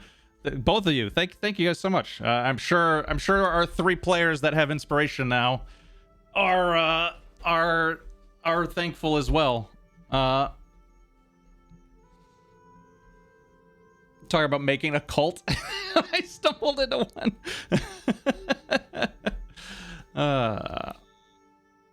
Hell of a show. Good. I'm glad you guys are enjoying. Gonna start a cult in the Holy War. That's so hilarious. Neckbone, what's up, dude? Hey. Hydrate. Yeah, I guess I should. I actually, since I have the wireless headset out, don't tell my players, but I snuck out briefly. I had to pee so bad like 20 minutes ago, and so while they were conversating amongst themselves, I was like, okay. And I kept the headset on, so I heard everything, but I just bolted. I turned the mic off, bolted, ran back. You're gonna start a holy war against the elves? Aww. Not a cult. Wait, what is that from? That's hilarious.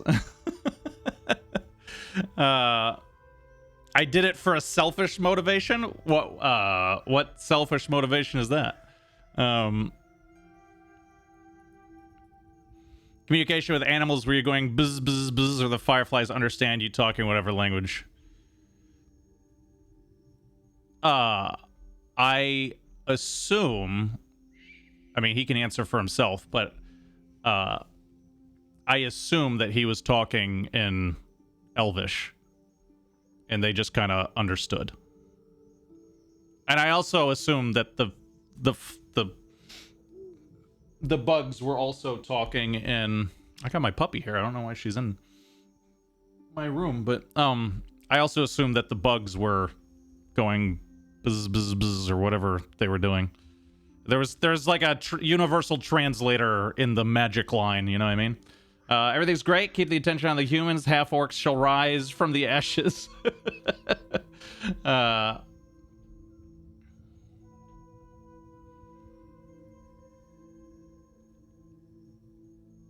Feel she's gonna push the story in an interesting direction. Yeah, I think the story is. Y'all are beginning to see the first element of things starting to like come together on sort of a world level, I guess. Lost my accent during the ritual. That was me trying to show the communication isn't really Elvish. Player might hear me speak my character in dialect, but animals don't. Interesting.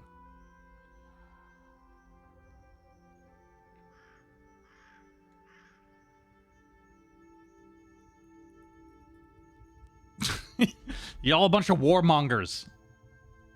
Were you expecting that from Mighty? The speak with animals? I wasn't expecting it. I didn't even think of that as a possibility, but I thought it was neat. Felt like he caught you off guard.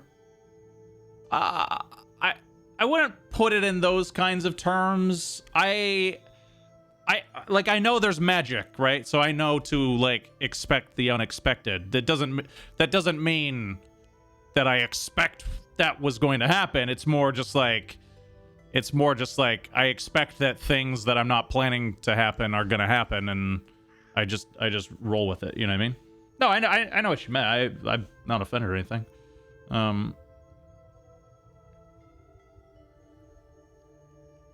Being surprised is fun. Yeah, agreed. Yeah, I agree, Mighty. I think you did well. So I anticipated one of the central conflicts with my character. Oh yeah, which I assume I could guess, but if you want to spell it out for me and chat, what one? How close is the current party to my cave? A good distance. Your cave is. Let's see here. Your cave is about 36 miles from Sonopra. They're going in the opposite direction, about 10, 12, 15 miles away. Something like that. So, yeah.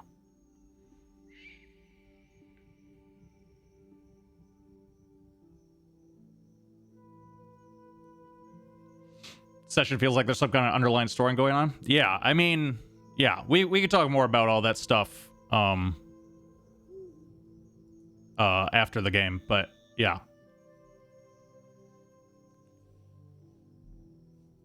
elvish disdain for humans? Yes. We'll just say yes. I don't know how. There's definitely an element of it that 100% exists, especially among the wood elves. I really like how Diva is playing it on her end. I would not say that Diva's character is 100% representative of all high elves or anything. I would definitely say that there is a portion of the high elves that she speaks for, and I really like having that voice in the campaign. You need a good snooty high elf, you know what I mean? You need a good snooty high elf in the campaign, and I feel like she's nailing that one. Still waiting for the lady NPC voice. Oh, you want to hear me talk like this? No, I'm not. I don't think I'm going to do that.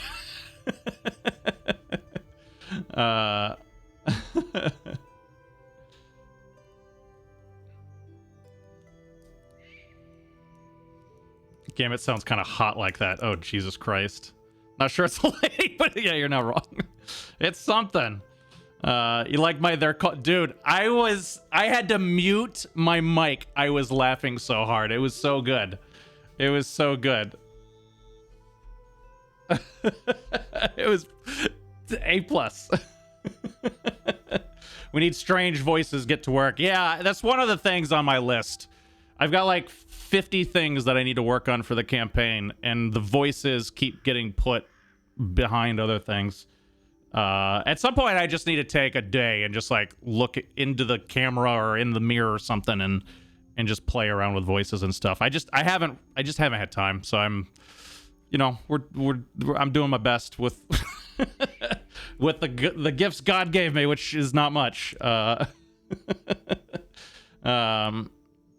Would your character know about the elves' thoughts and info, or you got another reason for a holy war?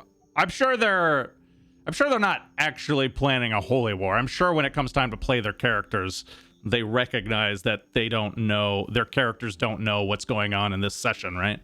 But, I don't think there's any harm in talking about this stuff as like, if this happens in our game, then here's a possible response or something like that. I don't think there's any...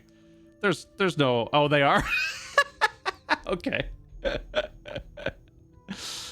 Practice voices in the shower. With like the reverb and stuff, like the echo, so I can... Yeah, I feel like I need my headset on so that I can actually listen to my voice coming in and out, and that's helped me in the past anyway. If we find our hate, our flare will hit. Cast any crystal ball spell at the end of last session? Negative. Actually, I was joking. I don't remember if you cast any spells at all. Did you cast any spells at all in your session, Zero? I feel like you didn't. Correct me if I'm wrong. All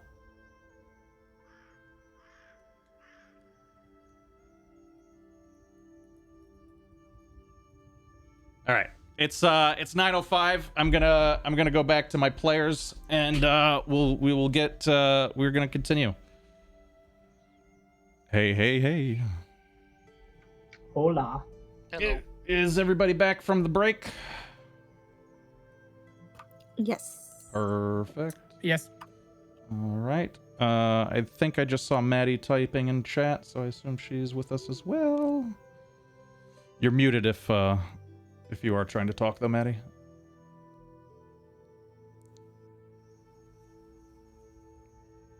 Maybe she stepped away. Oh, there she is. Okay, no, you're fine.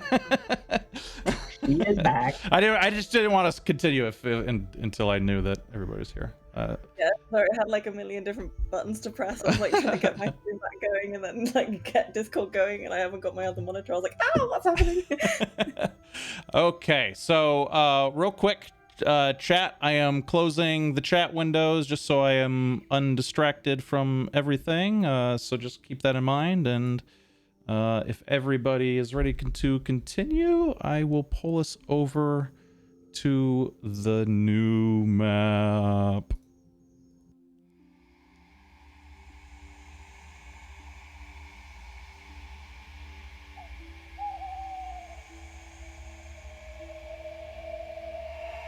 Spooky. Yeah, spooky music. It's loud too. Holy shit. 1 second. There we go. That's a little bit better. It's so loud. Let me change the music.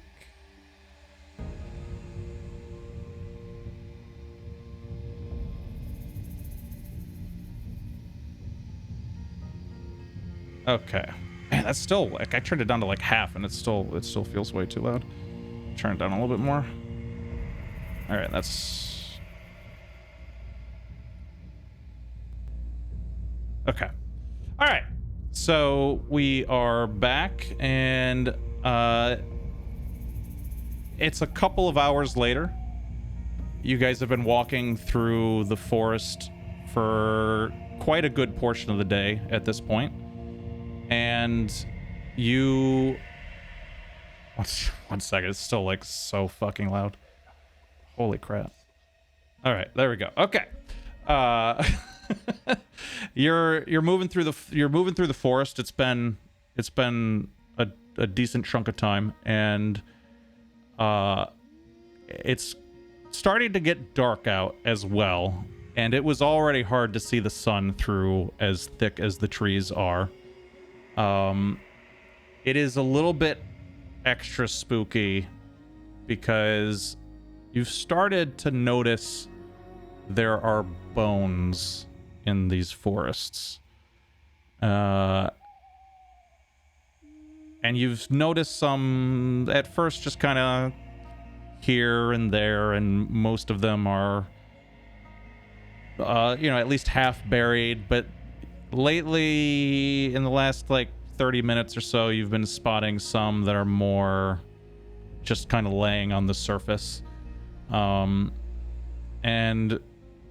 they don't exactly look fresh, but it's not like they're ancient or anything either. It's kind of, they've been there a while. They were discarded some time ago, and you're not really sure what's going on. Condor, I need you to make a perception check.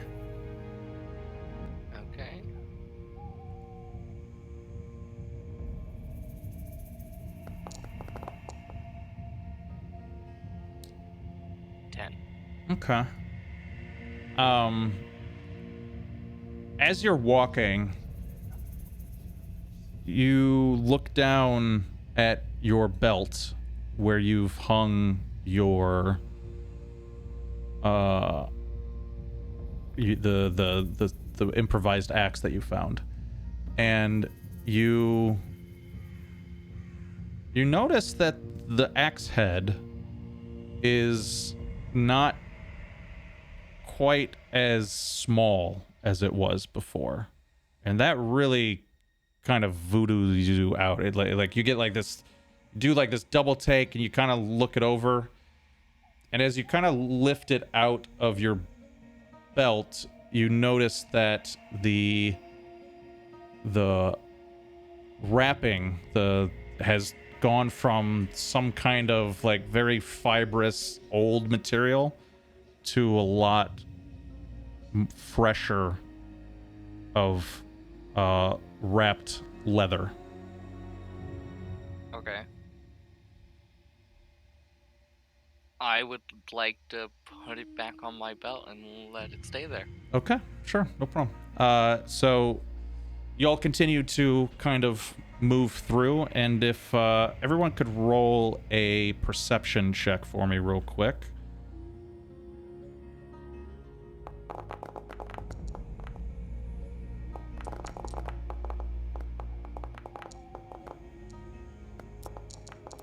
Damn, got some rolls in here. Yeah, you're all over the place. Are we missing one? Yeah, we're missing one. Maddie, real quick, whenever you get a second. There you Oh, nice. two natural ones. Perfect. I don't know why my stuff keeps muting me, but I'm very sorry. No, you're fine. You're fine. So Cilia and Ezra are, I guess it's, it is getting darker. It's a lot foggier. You're both just a little blind. It's okay. Steve, you're not much better off. You can at least see in front of you, but it's you're not really seeing much else. But Lizanther and Condor, you both have got eyes, and you What both. do those elf eyes see? Exactly, and you both spot way off over here a big old pile of bones.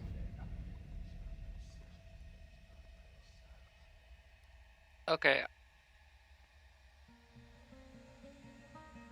Slow. I like Hey. cancel movement. Hey guys, there's a whole bunch of bones right over there, and I want to point in that direction.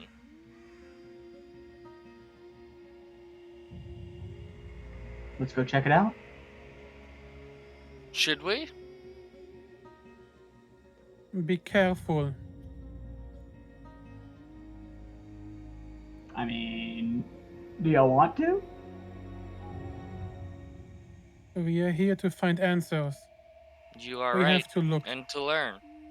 Wait, so we're in the place that the conductress was talking about now? Yeah, the old forest. You think so? Right. You're, she said there's this area that the humans used to live in over 1,000 years ago, and no one alive today has really ever been over there. We all just kind of get, creeped out getting too near to that area, so we've just always kind of avoided it. You don't exactly know what you're looking for, or you don't know precise. There's not like a central point that you're trying to get to. You're just kind of going in here and seeing what you can find. Yeah, she just sent us northeast into this region, right? Yeah, essentially. Yeah. Yeah. But we're in the area. This isn't like the outskirts of the area. This Correct. is like the area. You're Yeah, deep okay, in the okay. area. Yeah, sorry. All right. Okay, well then I'll go up with them. And then Ezra, are you staying behind? Okay. So you all make your way. This pile of bones is big. It is a little taller than you guys are. It probably stands 7 feet tall. You're kind of looking at the skulls. It's a little tricky determining the difference between elf skulls and human skulls. Yeah, I want to get in there and start like rifling through, like see. Oh, I want to shit. look for any. Well, I just want to look for any I want to see any signs of what killed these things. Sure. No fear. I appreciate it. So, do you have... Let's see here. Give me a medicine check. Gosh.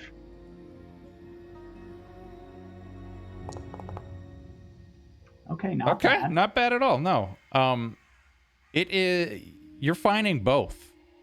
You're finding elf and human skull alike in here, and they're all mashed together. You're not finding skeletons. You're finding mishmashed assortments of bones. Yeah, just tons of bones. Yeah. Any signs of what happened to them? Or are they just like picked clean? They just no gnaw marks, nothing. They look quite old. It's tricky to figure out, what is the cause of death when you just have some bones, and they do look pretty. You don't see any like gnaw marks or like battle axe wounds or anything like that. Some of the bones are like broken in half and splintered all over the place. There's a lot of just fragments of bones. None of the skulls, or very few of the skulls, are completely intact. A lot of them have holes in them or something. They look old and messed up.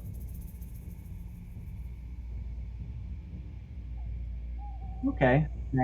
I will look to Lysanthier and ask him what he thinks.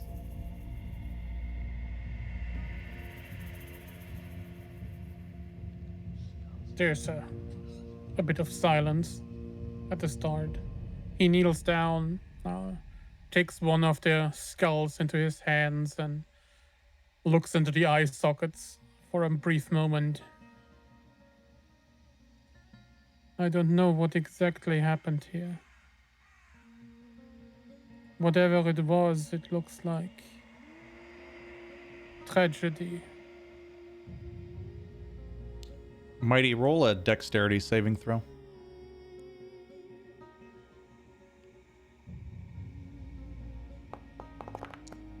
If I'm holding on to Linsett, because I'm imagining like she's still holding on to him, does that give him advantage on that? No, but he doesn't need it. 11 is good enough. Okay. As Mighty, as you pick up the skull and you're looking deeply at it, you just barely see past it the slightest shift in the bones, and then suddenly a hand reaches out and it attempts to snatch you, but you're quick enough. You leap backwards into Ezra and are able to avoid the grab, and out from within those bones you spot what looks to be a completely dead person. Although there's flesh on his hands, you see scraped skull clean of flesh in some parts, to see exposed bone. You see blood that looks both fresh and old. Lots of crusty coagulation, but at the same time, wetness of fresh blood at the same time. There's this weird light emanating not off of it, but within it. Its arms, it's almost like you can see through the flesh down into the bone. And its eyes glow red. You see its teeth snapping at you, and it just lets out a low as it starts wiggling free of the bones. What would you all like to do? Oh, I'm swinging at it. Swinging at it? Thing's done immediately. All right. Listen to you's gonna scream, "Get back! Keep your distance!" Perfect. Ezra Go ahead. Yeah. Ezra's already freaking out, and then also she can't see. She's like, bye. she's gone. Like. All right. So I'll let Sieve get a one strike in real quick.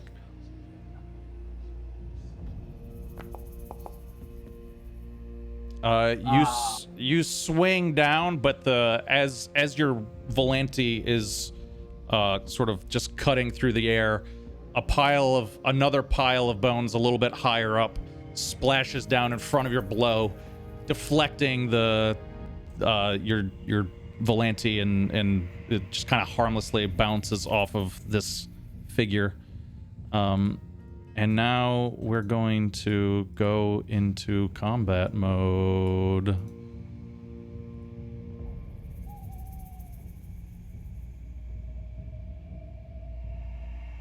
Whoa, Attila, you look dope.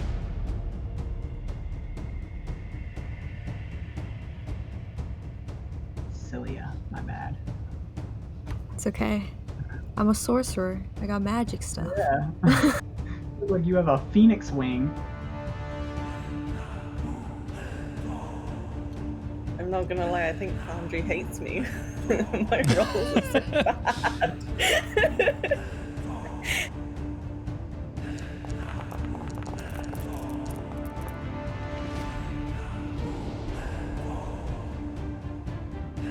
Oh, you rolled second highest on that one, Ezra. All right, Steve. You get a second turn here, basically. I'm gonna swing at. Go ahead. Sorry. I'm gonna swing at this one right here. You can see who I target, right? Yeah, as long as you're targeting Just him. making Yeah, sure. absolutely. Yep. You also have inspiration. Yes, I do. Thank you. Oh, wow. I'm gonna use it Yeah. right now. Just re-roll your attack, basically. You'll have to re-click on the Volante, but go for it. That's a. Yeah, that'll There we do it. go. Thank you, Toxic. All right. That's a hit. Roll your damage. And actually roll another d6. Just type in. Or actually, you don't have to type anything. If you look right below the chat bar, you can see the little d6 icon. Just click that once and hit roll.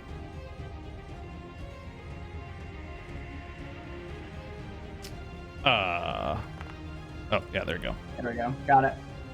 All right, so you do 7 damage to this guy. So this time you swing down, you cut him right across the chest, and I think for the first time, Chad gets to see the Volante in action. The thorns of your Volante impact this guy's bare chest. It's nothing but flesh over bone. And you, as the thorns dig in, it kind of catches and you just rake it across its flesh, ripping chunkfuls of meat off of this guy's chest. And as it tears free, you kind of whip it down into the ground. And any of you eagle-eyed would notice, we'll say, let's see here, looking at positions. We'll say Lizanthier and Condor both notice as those meat chunks rip off your sword and slap into the ground behind you, they just sort of vanish into the ether like little blue wisps of smoke. Oh, good. I thought you were about to say they started springing up, becoming new No. ones. I was like, oh, Yeah. God. That would be pretty bad, though. All right, is your turn done? Yes. Okay. Ezra. Hello. Can I do a wisdom saving throw? Yeah, To absolutely. see- Is that okay? Just Yeah, to sure, see sure. if like she's still freaking out. Sure, absolutely.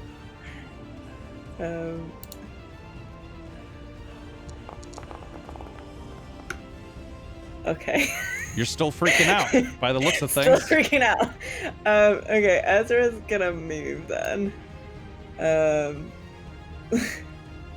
And she's gonna also shout to, well, not shout, but like say to Lynthia, like, this is wrong. We need to go. And just like, but like in quite a panic tone. I think that's 30 foot. And she's just out. You cut out there. She's just booking it? Yeah, she's gone, like, she's freaking out. This is not her thing. We're going. Bye-bye. All right, perfect.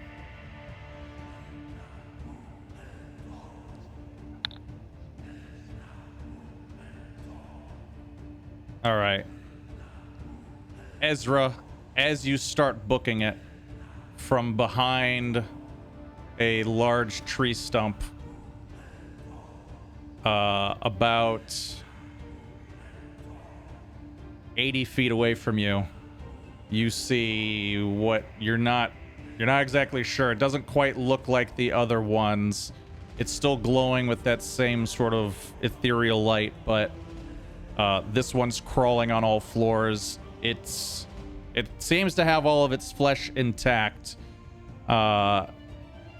its fingers have these long spiky claws on them, and its teeth look razor sharp, and it just starts sprinting.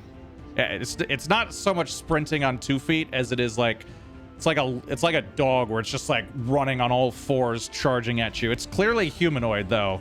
It's just for whatever reason its most natural form of movement is to kind of like pounce like this.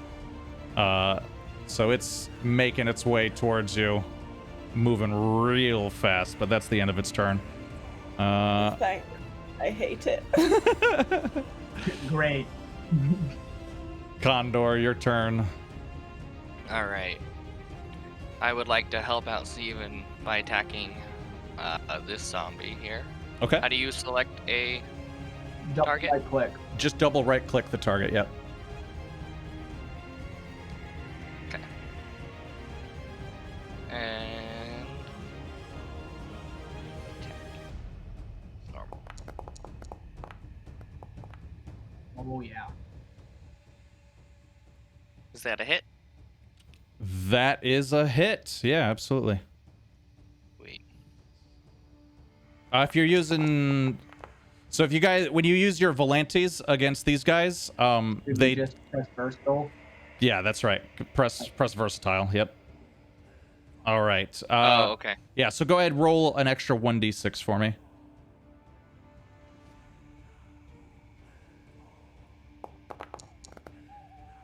Oh, that's a good hit right That's a there. hefty hit. That's a nice one right there. All right, so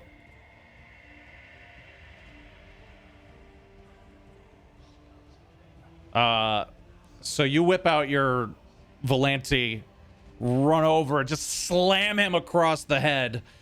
You rake off half the guy's face with this blow, and his head just to the side. One of his eyes hangs out of the eye socket, and you see him just kind of haphazardly with his palm just push it back inside before his head kind of snaps back straight. And he's getting ready to come after you. Okay. Way to go, Condor. I'm gonna move you just a little bit closer to him too, just so that you're in range. Okay. Listen there. Listen to is going to take a look back to Ezra. I think I don't notice the guy who was charging her at first, and I'm gonna yell, Ezra, come back! Remember your training. We need you. And after that, he's slowly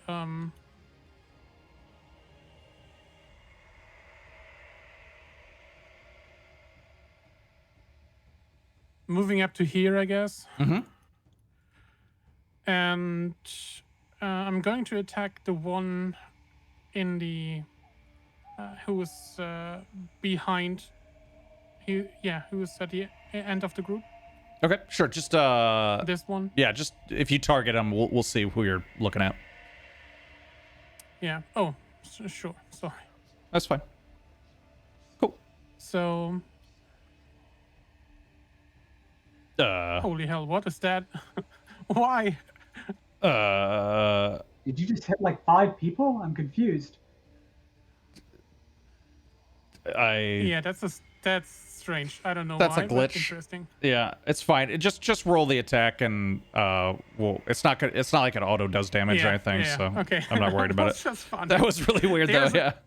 There's this strange moment of confusion, but then I actually focus on my target, and there's this thorny whip that comes out of my out of the thorns that are around my bony bracelets, and a long thread of wine shaped like a whip tries to attack the one in the row behind.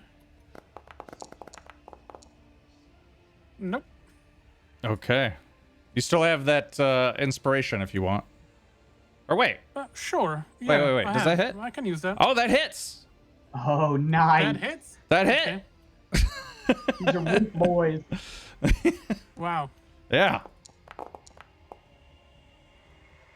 5 points of piercing damage. Nice. And I can drag him 10 foot closer. So if you put him 10 foot closer to me, he should be right next to Steve. Yes, he is. All right. So yeah, you whip out, and you would all look at almost, if you're not used to it, and I would say most of you might be, although Cilia, you might not be. Holy crap! Is it just me, or is this ambient sound so loud?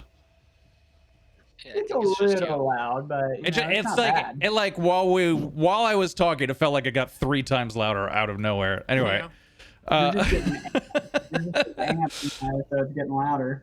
Yeah, it's all good. Okay, so anyway, almost like just comically, these vines extend outward, and like just it's almost like elven growing magic, but on like a hyper speed level, where it's just growing within, you know, a half a second. It's suddenly 30 feet long, or however long, and it grabs a hold of this guy. You can see the thorns digging into his flesh, scratching against the bone, and it yanks him forward down the pile of bones, and then it just disintegrates as if it just went through like 10 years of decay in like half a second.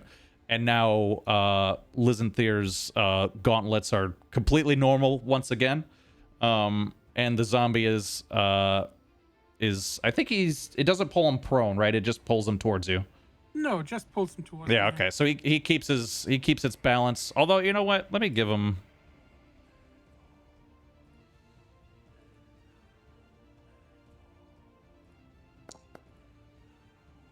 Okay, yeah, he stays on his feet. I just figured maybe he falls down the bones or something, but no, he stays on his feet. Okay, so yeah, so he's good. Do you have anything else you want to do on your turn? No, that's it. Thanks. Okay. All right, zombie number 1. He looks straight at Steve, climbs off these bones, and just reaches towards you, looking to just sort of grab a hold of you and slam you.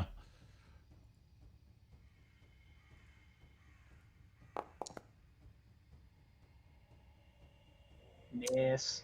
That is a miss. He narrowly reaches I slap out. him in the face with my shield. Yeah, he grabs your shield, kind of claws at it, and you just pop him with it, knocks him back a little bit, and pull it back out of his grasp. And he's gonna stick to where he is. Cilia, your turn. Okay, so I don't know if you want me to roll like a perception check or something, but would I have seen that thing like run at Ezra? I don't know if you want me to like make a check to see if I Yeah, look back and see go it or ahead. something. That's totally fine. Sure, All right. I like that. Okay, no, I didn't see that. Okay. I didn't see that happen. Okay. So, she's off somewhere. I don't know what she's doing. So I'll go for this guy that's right in front of, our friend, and I'll cast a firebolt at him. Nice. And I'll do my inspiration to make sure I hit it. Beautiful. Just give your, yep, perfect. Oh, it hit. That's a hit because, yeah, nice. Very nice. Roll damage.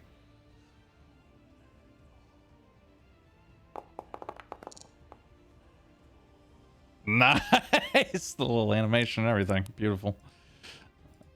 Yeah, you do the gestures, you say the words, and out from your palm rips a fire blast that just slams into this guy.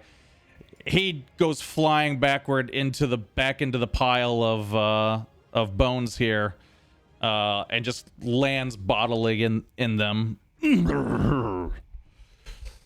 Would you like to do anything else on your turn? No, she's gonna stay where she is. Okay. Whatever you notice, there's your fireball. You would expect, given all the exposed skin and stuff, to be singeing and stuff. Strangely, it's not. It's like you hit him, you clearly did damage, but it's there and gone. There doesn't seem to be any lingering effects from it, and you're not quite sure what's going on there. All right. He gets back up, and he comes around, and he lunges at Steve.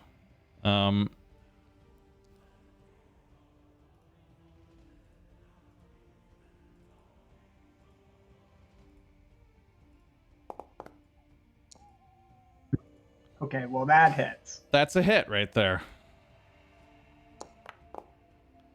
Not for much, though. He grabs a hold of your shoulder blade and brings you in for like a powerful headbutt that just kind of sends stars rocking through your vision, and you stumble just a step back, just out of his grasp now, and he's continuing to press on. Next zombie. He's coming over here to Condor. And same deal. He goes after... both of his fists reach up into the air. It comes swinging down towards you. That's fair. That is a hit. Yay! Not for much, though. Both fists slam into your chest, but you very quickly... are you holding your staff or your Volante right now? Right now, my Volante. Volante, yeah, okay. So you basically do a pretty professional sort of wrestling move and just sort of deflect as his fists are slamming into you, so that you pull back while looping your arms around him and just kind of give him a nice little shove there, sending him a little bit further back. Next zombie's turn. He's on you too, and he's coming around for the flank, and he comes up behind you and tries to get you from the back, and he's got advantage on his roll. That's a hit. Yeah. Nice.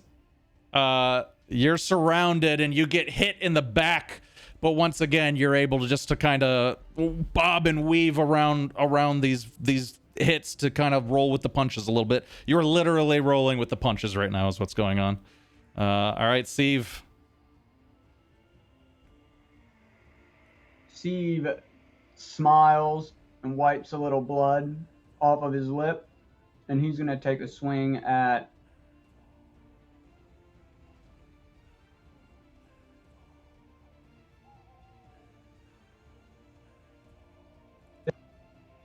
oh, sorry, I forgot. Push to talk. You're good. This is the one that Lysanthier and Cilia hit Steve, correct? Mm-hmm. After wiping the blood from his lip, he gets up and takes a swing at him. Cool.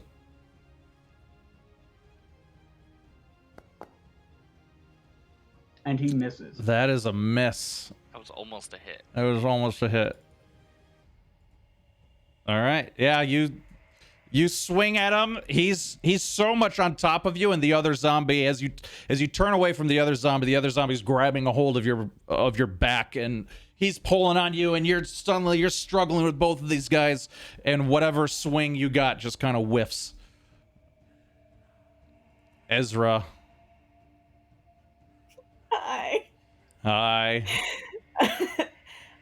Is it an action to take out your weapon, or is it just a bonus action? It's just I think you get one for free. Someone correct me if I'm wrong about that. I think you get one pull for free. Yes. Yeah. It's not even. I don't even think it's a bonus action. Cool. So Ezra is gonna take out her Volante and come at this guy because she's kind of got no choice, and so she's gonna sort of move into like range.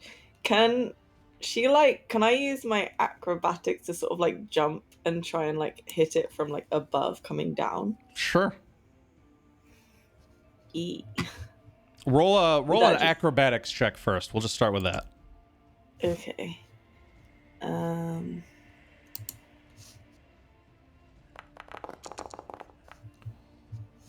21. Yeah. So he's crouched down, and so you charging at him like this, you sort of leap, do a flip through the air. This throws him off a little bit. Go ahead, roll with advantage. Nice. Target him first. Double right click on him before you click your attack. Cool. Perfect.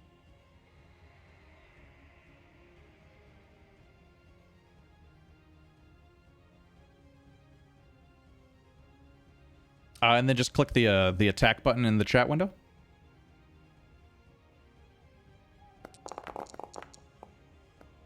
That's a hit. And then roll versatile damage rather than normal damage.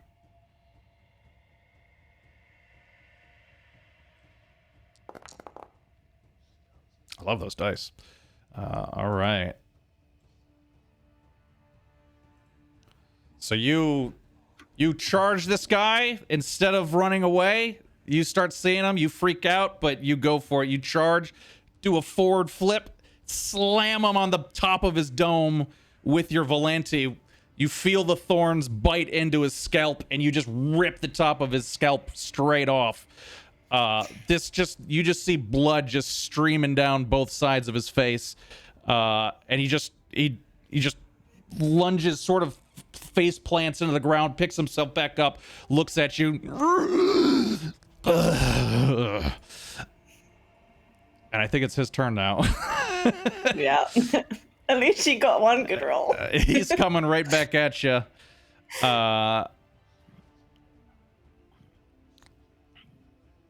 He's coming at you with the claws. He's takes a good swipe straight at your midsection.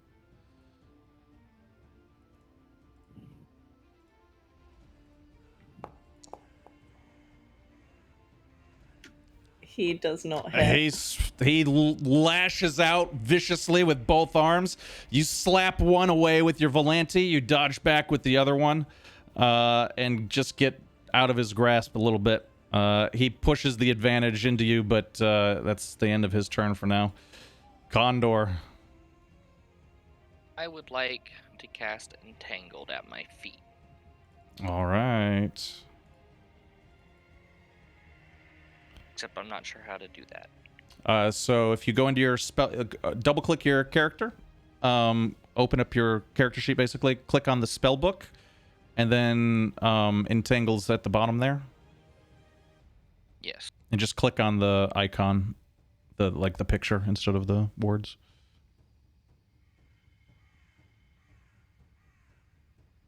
It says that I have no first level slots. Oh, there you go. Fixed. Go ahead.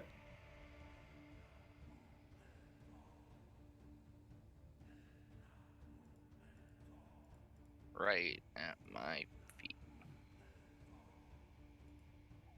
That's not where...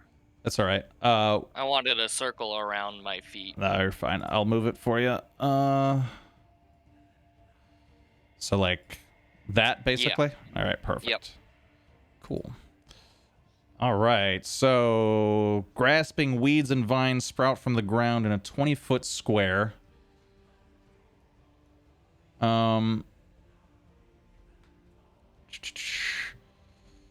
Strength saving throw or be restrained by the entangling plants until the spell ends. Oh, wow. Okay.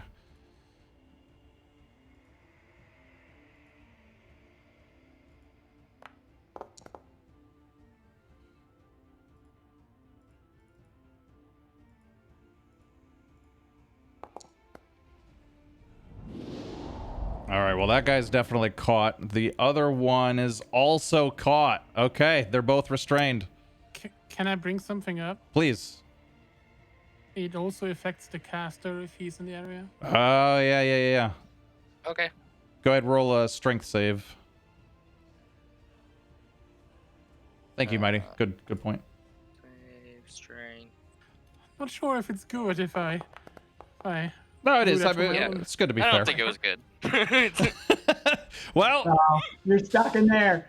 you're stuck too, but you could, everybody could still swing.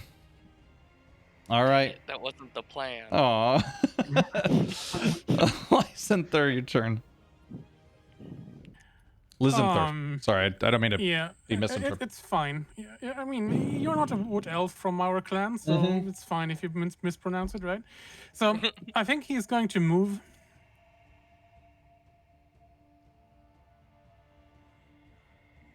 Yeah, like here. Okay. And I'm going to attack this one. Nice. Okay. Holy hell.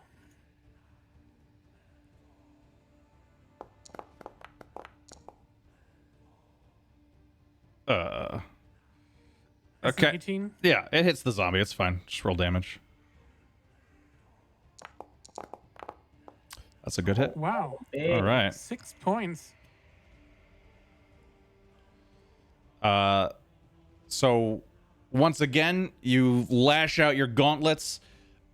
This powerful growing spell just hyper speeds over, grabs a hold of the zombie. Are you yanking him or no this time? Yes, I'm trying to yank him away from Condor because I have no idea why he's entangling himself. It must have a deeper meaning, but I don't think it's it. And I think Steve is the one who's better able to deal with the zombies, so.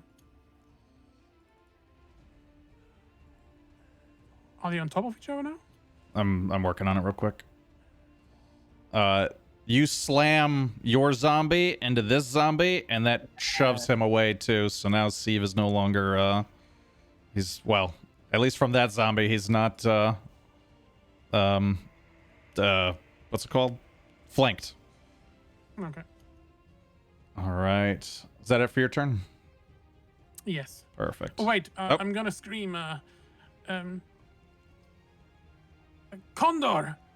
Get to Zeef! Form a line! All right. The zombie you shoved away turns on you and stumbles towards you.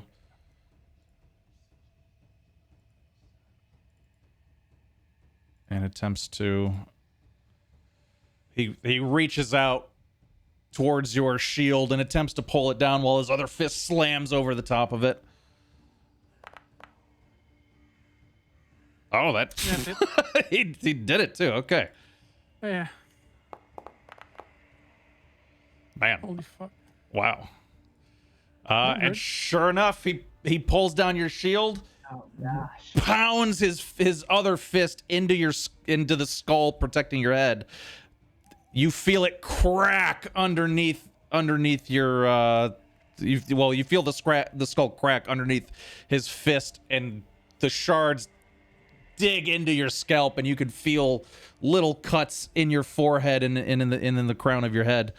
All right, that's his turn. Cilia. Okay, I want to cast Magic Missile, but I think I can make it hit more than one target. You can, yeah. I just don't know how to do that. Don't worry about it, because they all have the same armor class anyway. So if you hit Okay, so one, you'll hit all three. I shouldn't target one of them. I should just cast it. I guess. Target one of them. Just let me know ahead of time. What three are you trying to hit? Okay, well, I'm gonna send 2 of them over to the one in front of Lysanther, and then I'm gonna send one of them to the one that's right in front of Sieve. So that Yes. one and perfect. Okay. Yes.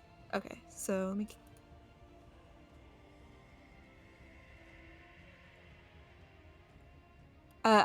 Is it just one roll? Control, right? I Magic think- missile hits automatically. Oh, it does. Wait. Oh yeah, that's a good point too. I think it just lands. Oh, okay. Let me see. Target 3. Create 3 glowing darts. Yeah, Each there's dart no hits. attack roll. Yeah, it just automatically hits. Okay, cool. Okay, let me roll.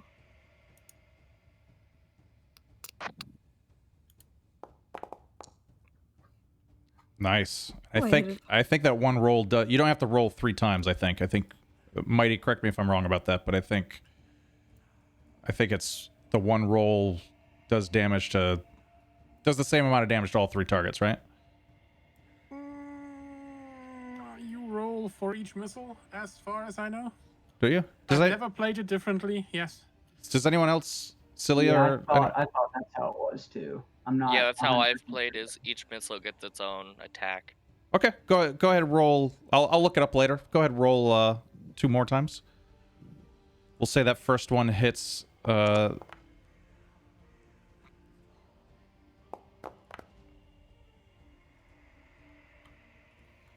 And then the third one.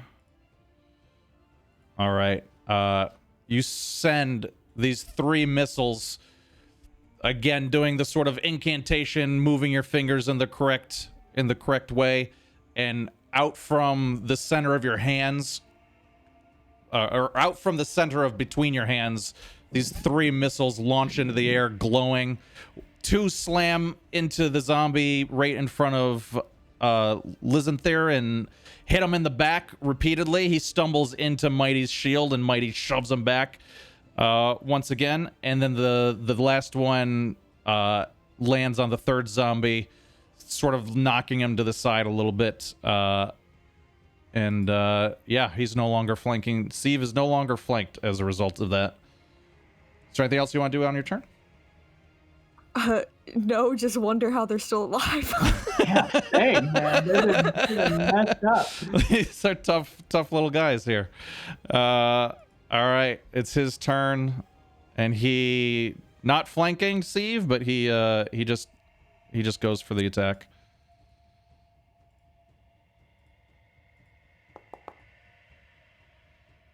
He misses. Okay. The next one to the side of Steve, also not flanking. That one hits. All right. He thought he was going to get away scot-free, but Steve gets hit a second time.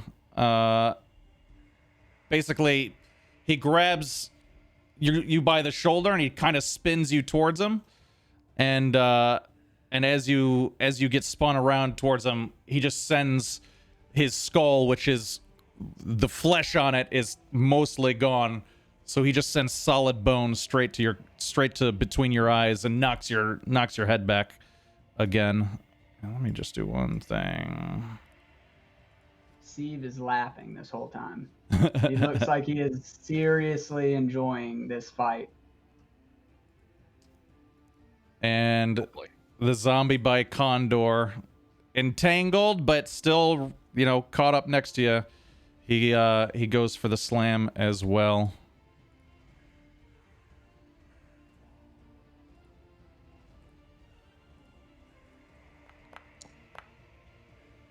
That's a hit. No.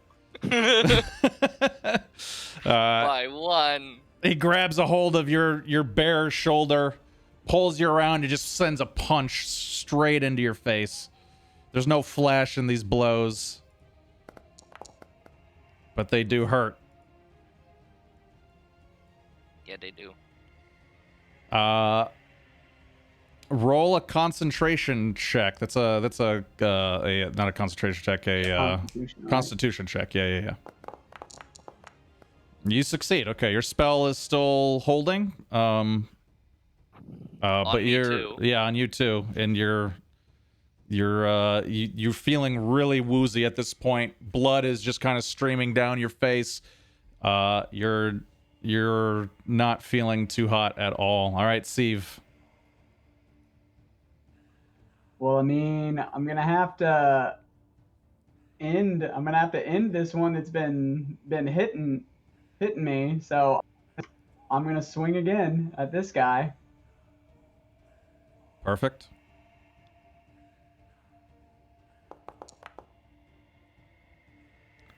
It's a hit.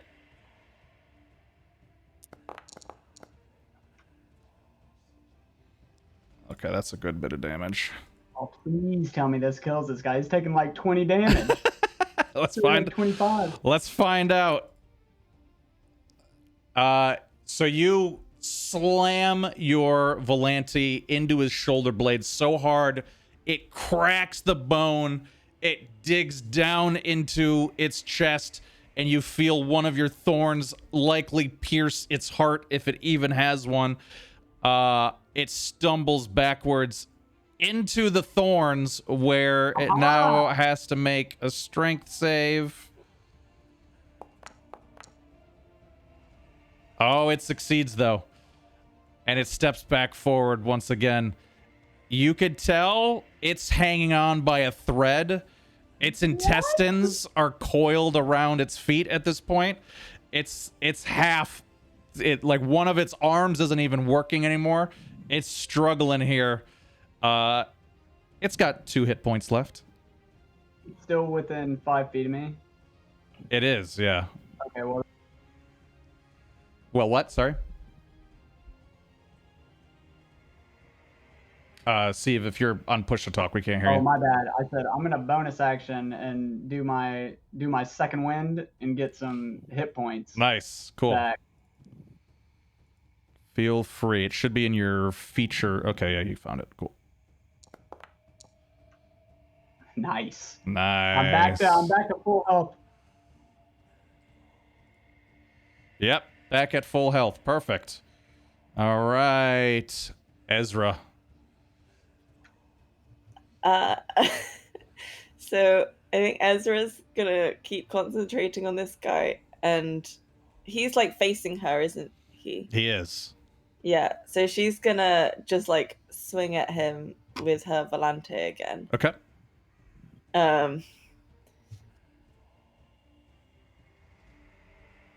Right click on it, wasn't it? Yeah, double right click and you should see the little toggle. Yep, perfect. You're there. Okay.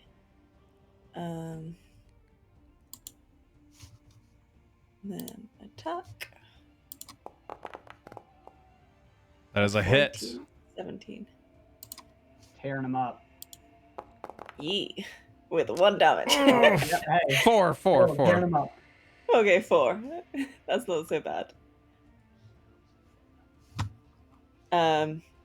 Yeah, I think that's all she's gonna do. She's just gonna bonk him. Sure. Sorry, I thought I accidentally did damage to someone. Accidentally. It doesn't look like it though. Okay. Yeah, you hit him. You basically hit him in the same spot on his skull, and unfortunately, there's not enough flesh there to really tear anything. So you mostly just bonk him on the head and just kind of like give his skull a little scratch for him. He looks, at this point though, I will say he looks pretty wounded. He's no longer he's holding the ground with both hands. He's keeping himself steady. You've taken a little bit of a toll on him, but it is his turn now.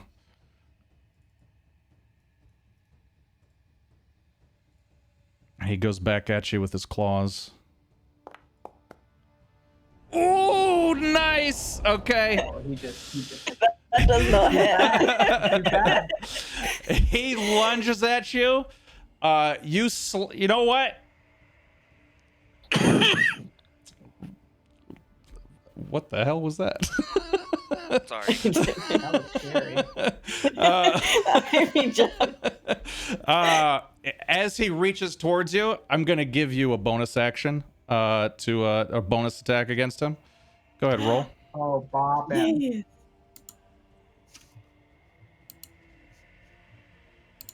Bonk. A 4. It So doesn't 7. hit. He lunges at you and you smack his arms aside, and he just kind of stumbles back into the ground here, back kind of turned away from you. You didn't really do any damage with that swing. You kind of got him with the side of your Volante instead of the thorns again, but it was a good little maneuver on your part. Condor. I am going to cast Cure Wounds on myself. Perfect. I must type If you do that, you're gonna drop your spell, just so you know, I think. No. Probably it's a No, good one's point. a- No, I are they Oh. both concentration? His thorn spell, I believe, puts him under concentration. Yeah, but if Cure Wounds isn't concentration, Yeah, then it Oh, doesn't. okay, okay, Yeah, okay, it only cool. matters if you cast 2 Perfect. concentration. Perfect. Thank you. I appreciate that. All right, now I'm going to Yeah. right-click myself and cure wounds. That did not work. Yeah, targeting yourself doesn't matter. Don't worry about targeting yourself. Just cast the spell is fine.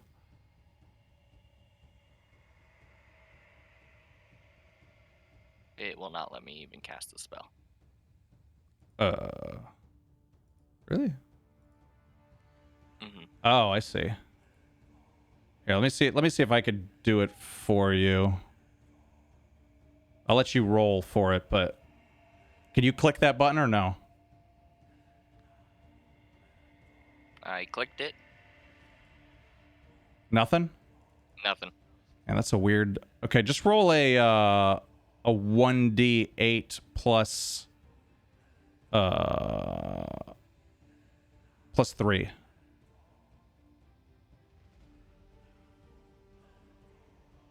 Or I could here. Let me just make sure that's right. We're gonna go with your roll, but yeah. Okay, cool. 11, dude. Nice. I'll have to take a look at that later. I'm not sure why that would be messed up like that. Full heal. May have been my end, but I hope not. No, it wasn't your end. There's a Okay. It's a module issue. All right, yeah, you're up to full health. Nice job. Sweet. All right, I think that was an action though, right? Yeah. Yeah. Okay. And you're still entangled. Sadly. All right, Lizanthere. Lysanthe feels his shield arm weakening. I think he looks at the wound he suffered, but he tries to get his strength together because there's no other way around. We need to win this.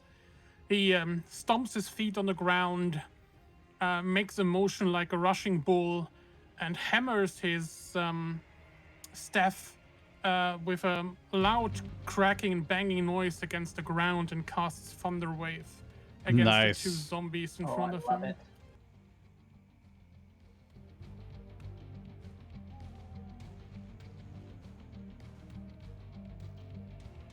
So these 2, yeah. Perfect. Okay.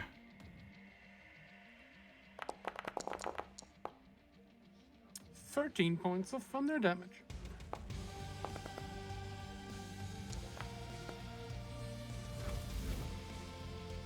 Do I also need to make a saving throw? No, Oh, I see, he I see. avoided touching you, so you should be good. Sorry, I thought we could use some new music, and it's super loud. Okay. It almost hit the third one. Yeah, it did. Yeah, Real close. not quite. All right, so let's see here. DC 14 con saving throw, I think it is. Yeah, so one of them succeeded and one didn't. I'm trying to. Takes 2d8 thunder damage. Okay, perfect. So the one. Nice, 13 damage. Or what the? Sorry, I did not mean to do that. You killed one! Yes. Nice. So Mighty unleashes this burst of this thunder blast. Basically, it rocks the ground, and the zombie basically gets thrown off his feet, lands on his head. Its body crumples over the top of it, and all of the flesh, all of the blood, all of the internal organs, all just vaporize in an instant, and all that's left behind is a bundle of bones.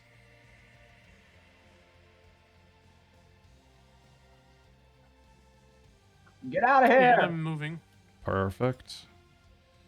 All right. That was him. I'm going to remove him from combat. Cilia. Okay, well, this one right here that I think I just targeted, or Mhm. no, Wait, yeah, that one. Is that the one that Steve has been kind of hitting the most? Yeah, Yes. he's He has 2 very hit hurt. points. Okay, let's do I'll do another firebolt on that one. Okay.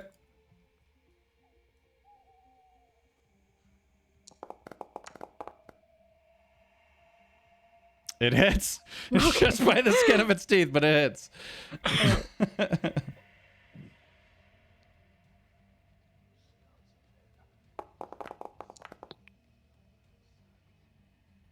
All right, there we go. That's enough. Wow. Yeah. Yes. This firebolt rips out of your palm again, hits him in the side of his head. The whole skull rips off and goes flying off into the woods. All that's left is his body, and as soon as the skull is removed, all the flesh immediately just smokes off of him, and the skeleton just falls back into the other body, all the other pile of bones. It's indistinguishable from the rest. Anything else you want to do on your turn, Celia? No, we're gonna stay right there. All right. This zombie 1v1 goes up against Steve.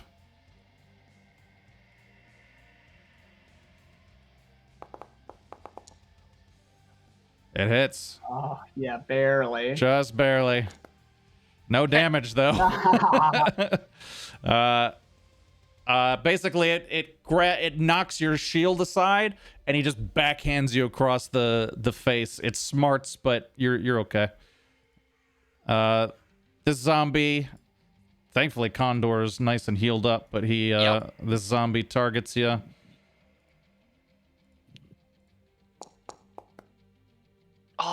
Oh, That's a hit.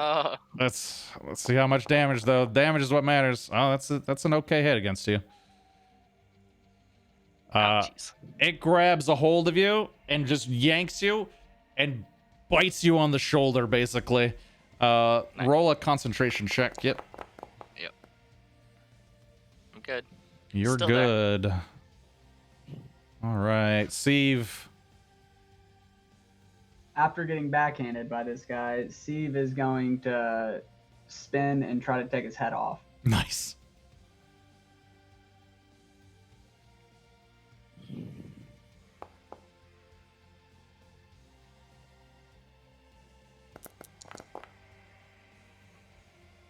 Yep, Does he?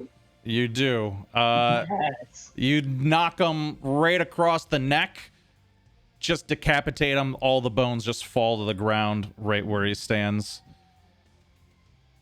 And then I'm gonna run towards Ezra Okay. with my movement. And Ezra, it's your turn. All Hello? right. Yeah, I forgot elves get 35 feet. Oh, I only thought they got 30. Oh, you know what, Steve? It might be my fault here. I'll move you. I think if it's not your turn, it's not letting you move. Yeah. My fault on that. I need to undo that mod. I didn't want that to do that anyway. All right, go ahead, Ezra. Amazing. I'm gonna go in for the bonk again, Nice. Nice. if that is okay.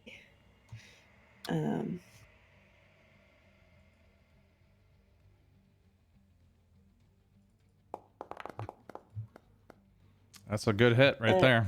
22. And the versatile damage again. Oh, I've just been doing the normal damage. Oh, yeah, okay. Roll an extra d6, just one d6.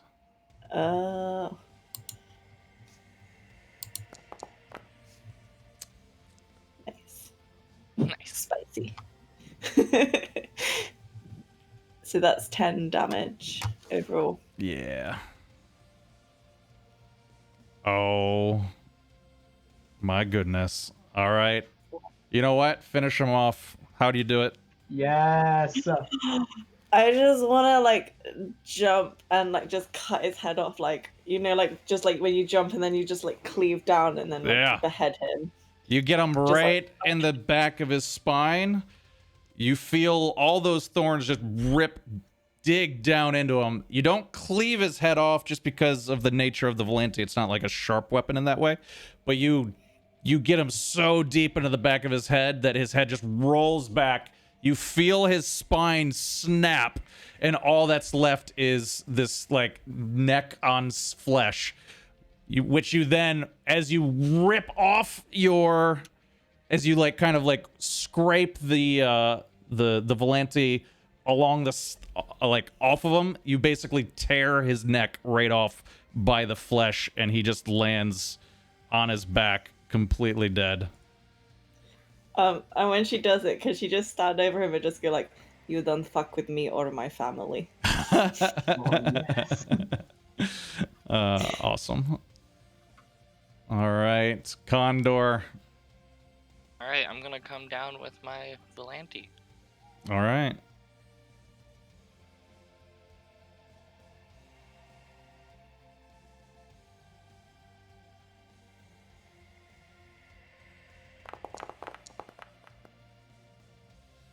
That's a hit. Oh, finish him. 2d6. Roll the versatile damage. Yep. Yep. Not bad rolls either. That's not bad at all. You get him right in the side of his abdomen, and as you scrape, you literally pull the intestines out of his body until he just falls. It's not that you ripped him in half. It's that you killed him, all his flesh ripped off, and then he's just bones, but it looks like you rip him in half, and he just falls into pieces at your feet. And that's it for combat, guys. Steve looks Nice over at Ezra job. and gives a, So I gives want a to drop nod. the entangled on myself, so I'm no longer entangling myself. Yeah, this makes sense. Let's take that off of you. And let's end combat. Did you heal me by any chance for some reason? Oh, were you the guy that do you know how much damage you took? Yeah, I have 3 hit points left, so I took Okay. 6. Yeah. Perfect. I did not do that on purpose. I think when I moved over to Ezra and the Ghoul, I think I was still targeting you, and I must have misclicked or something. I don't know exactly I what thought this happened. is my initiation to some necrotic druid. I didn't know. Oh, some new no. supplement. Damn. I have You're like an getting extra powered by module the that death. lets me very Yes. easily apply damage, but I have to watch what I'm targeting, That's fine. basically. Anyway, How did I take that down without taking any damage? you 1v1'd the Two boss. natural ones on you. Two natural ones on you. I was rolling so bad. Can I roll another wisdom saving throw? Do it. Give yourself advantage though for that boss move. I mean, come on now. You also had like a action movie. Oh my god, it's still Fine. terrible. I'm still freaking out. Wow. Like, the adrenaline rush is just like, she had a massive adrenaline rush, and now she's just like, oh my god, what have I done? And like, she just like drops to her knees and starts shaking. So It's a lot for her in one day. She's never been oh out. yeah, for sure. So all of the I guess I gotta do it manually. All of the sort of like light that was sort of emanating off of these creatures is completely gone now, and all that's left is just bones. And in the case of the ghoul, there is a body there. It looks pretty rotten, but like fully formed. It doesn't look like a zombie. By the way, I should point out the whole concept of zombies, like they exist as like probably human folk tales. I'm sure elves have their own version of like zombie tales and, you know, the dead coming back to life and stuff. No one's ever seen one before. This whole notion of the dead coming back to life is just like, you know, old wives' tales. It's something you scare your children with. It's not a real phenomenon until now. I want to check this dude out. The one that Ezra almost cut his head off. I want Sure. to see. He looks different than all of them. He does. Roll a investigation check.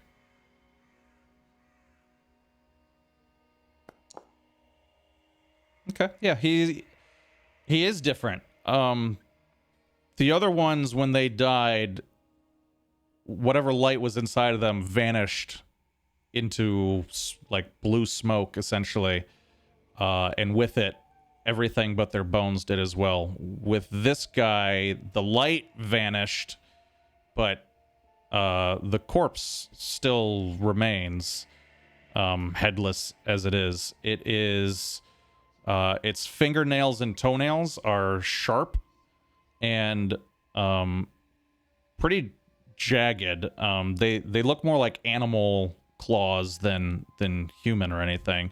It has pointed ears like an elf. Roll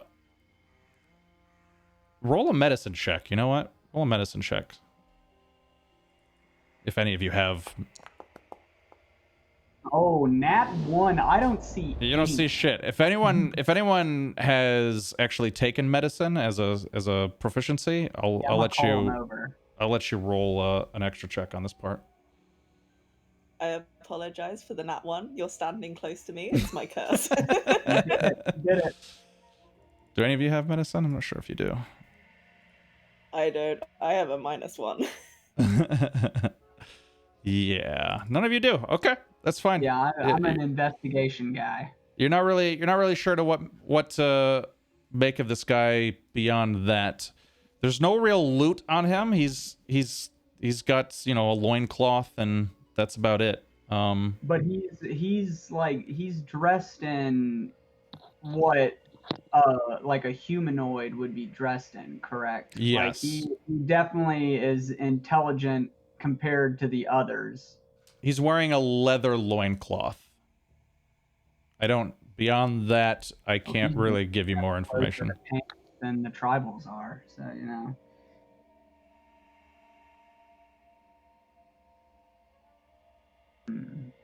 Lysanthu, what do you think of this? Is his head still attached to the body? It's not. Ezra ripped the flesh off of him with her Volanti.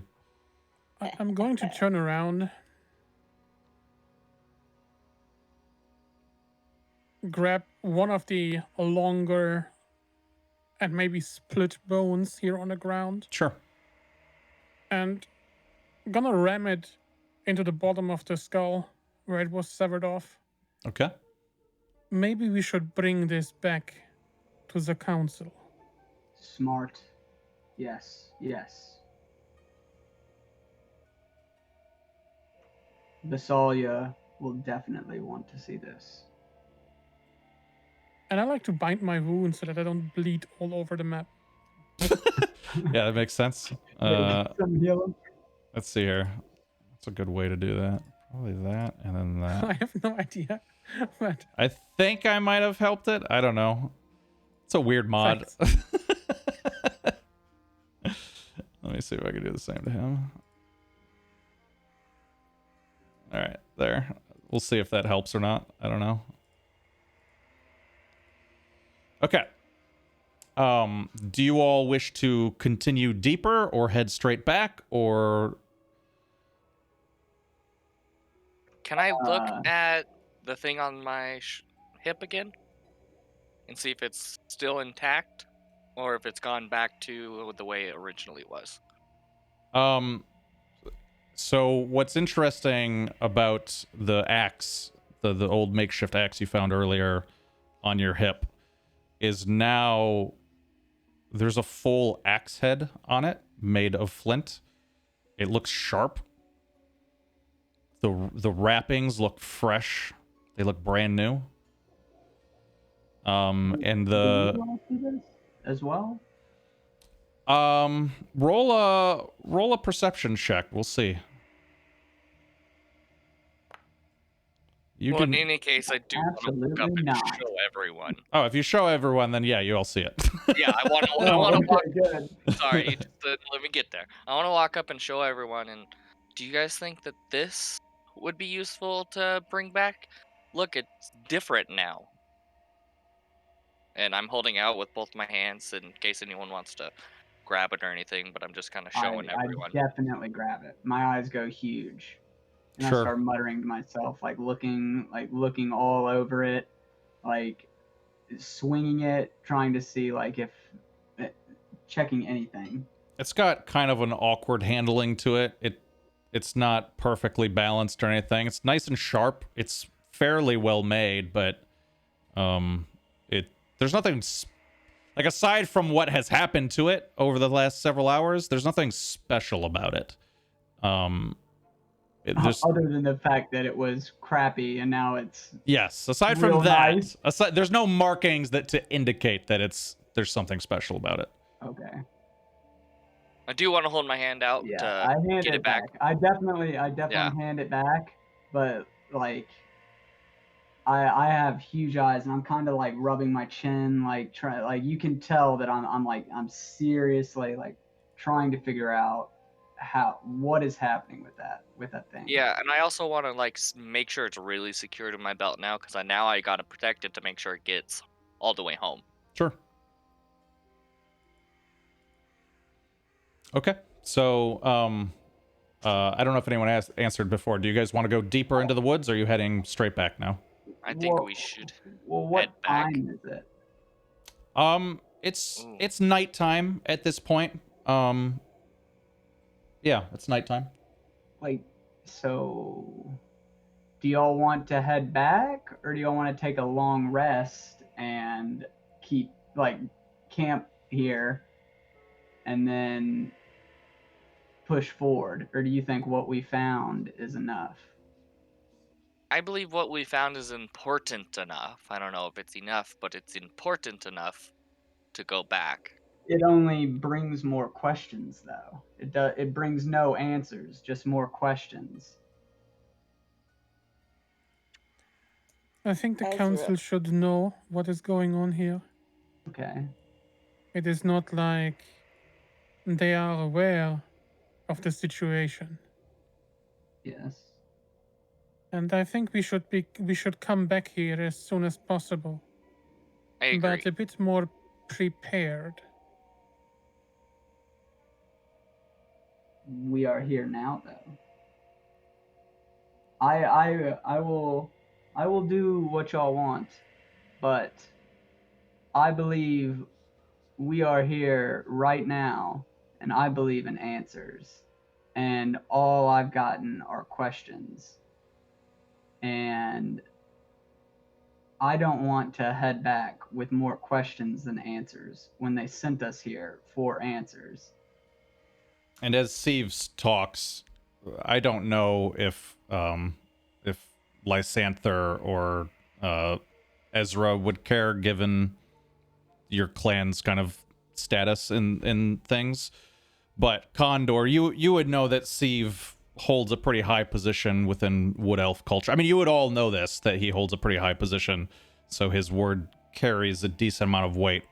Whether or not any of you give a shit is up to you, but yeah, I'm not talking like that either. You know, I'm Sure. just like I'm very much like, you can tell like the wheels are turning in my head.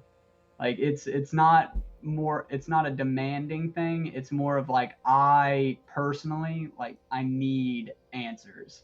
Like I can't have all these questions unanswered.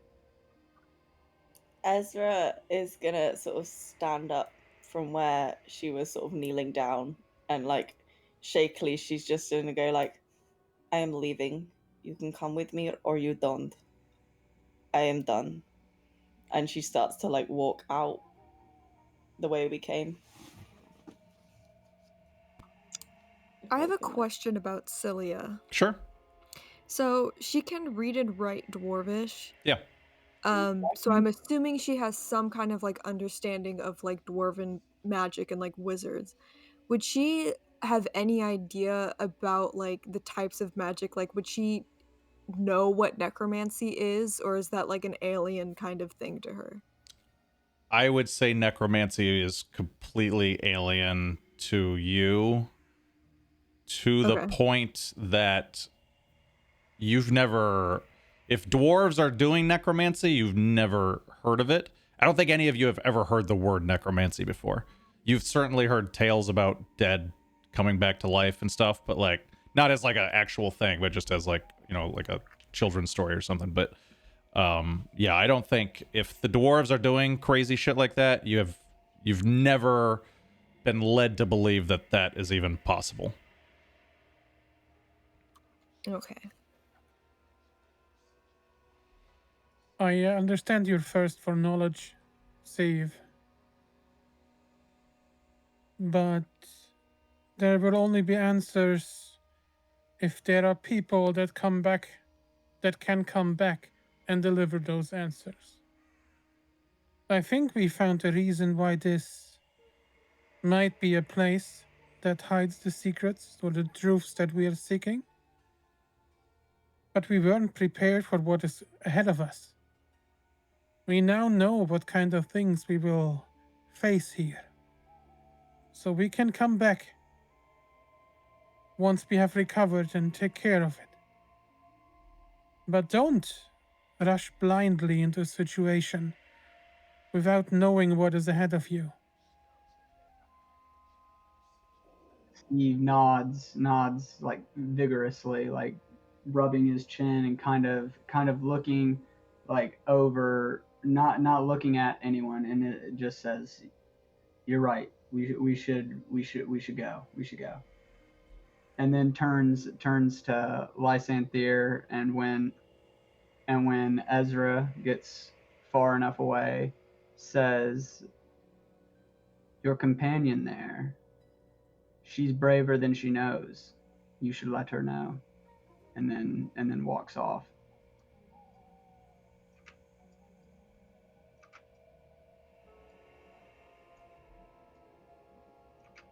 And then Condor and Cilia, I don't know if you guys have weighed in on it at all, but are you guys following the group or? Yeah, no, I said that I did Okay, want to go back. cool. Yeah, I mean, Celia's not going to stay alone if she's going to read the room a little bit. Yeah, I was lone stay. I was a lone stay guy. I just want to make sure. Yeah, but I think she's kind of, I mean, I think normally in like situations like this, she'd probably, she would want to be the leader of the group, but she's kind of beside herself right now. She like doesn't. Sure. She doesn't have a clue. Yeah. And coming from, she's like nearly 600 years old. She like thought she knew everything, and now she's like, her whole world is like turning upside down.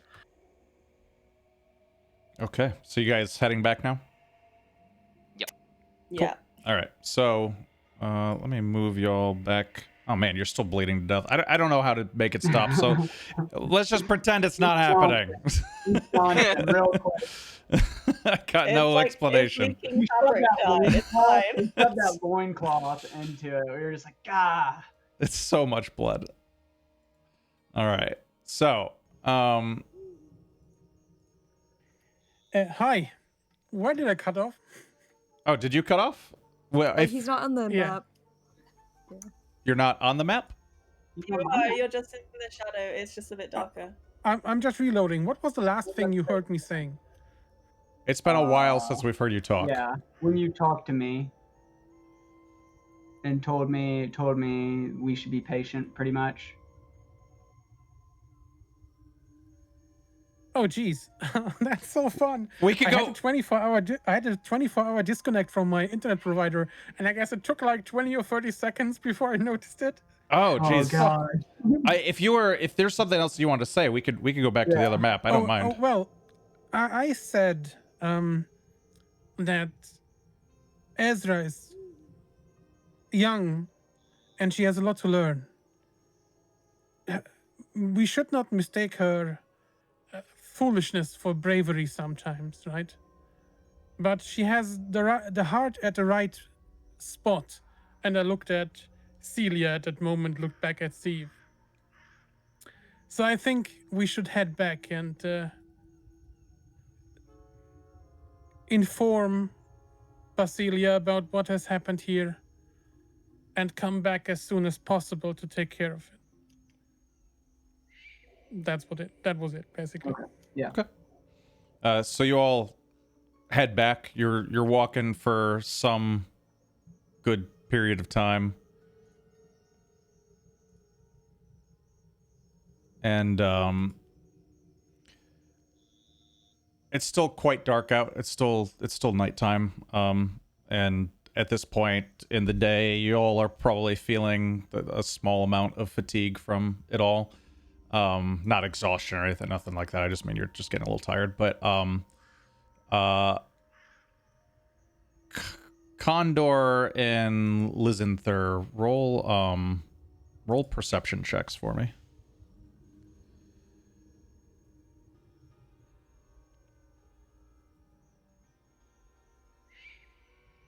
Percent.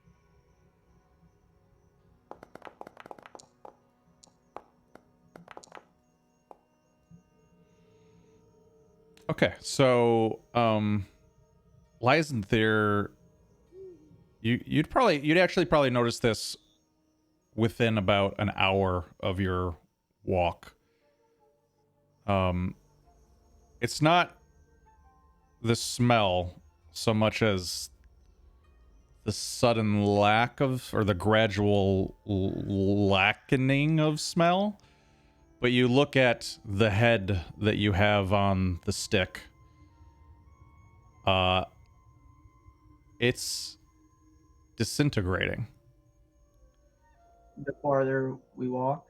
And Condor, probably around the time that he might point this out, you'd glance down at your axe, and sure enough, half the blade is gone. The bone looks a lot browner than it did an hour ago, and you can barely tell that the lashings around it are leather anymore. They look more sort of like discolored and fibrous and fraying.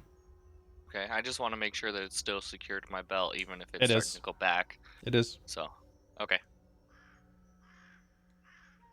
Does the skull remain from the severed head, or is it? So far, I mean, the Awesome. flesh is still on it too, but it's way more, like it's way. It now looks like it's been dead for like a year. Maybe we should pick up speed, is my thought. Is the bone on Condor's thing, is it like rotting, or is it just like looking like it's older? Roll a medicine check.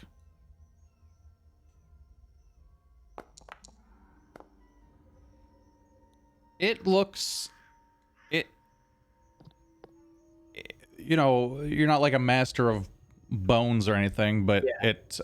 it looks like it definitely has the look of older bones that you have seen in the past. Certainly not in these woods, but you know, just historically, if you've come across older bones, you sort of know what old weathered bones looks like. It's looking more like that. Oh, okay.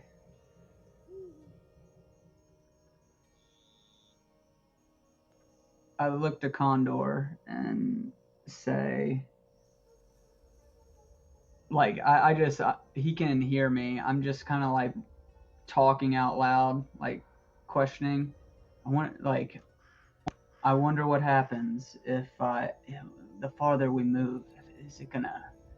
It seems to. It's something about this forest. It's something about this area. And it just I like look away, and I continue walking and talking out loud.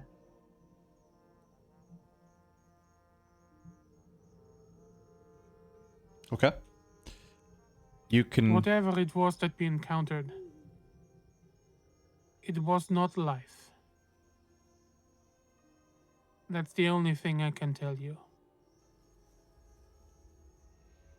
You can. This was no animal or beast. It was something else. Do you think this forest is powering it? Is giving it pseudo life, or whatever we want to call it? I get a feeling about this forest. I don't know. I don't know. I would like to take a night's rest.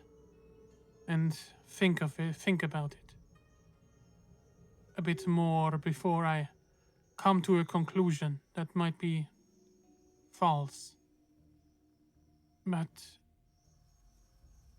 it reeked of that smell. That was strange. Maybe a bit familiar, but very strange. And the piles of bones. I mean, what could it mean? Who would have put them there? Yes, yes. A lot of questions. Why in one pile? Why the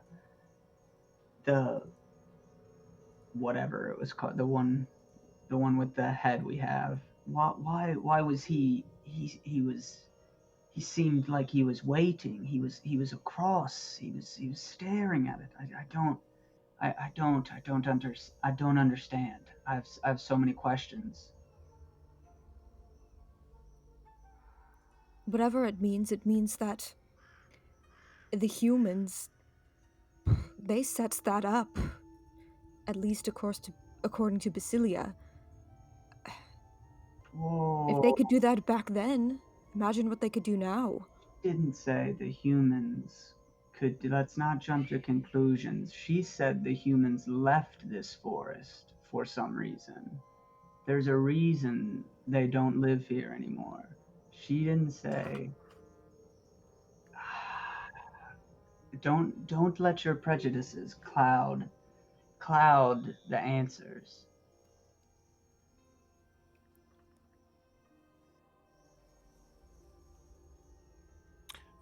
Why ever, or whatever, the reason is for the forest to change in that way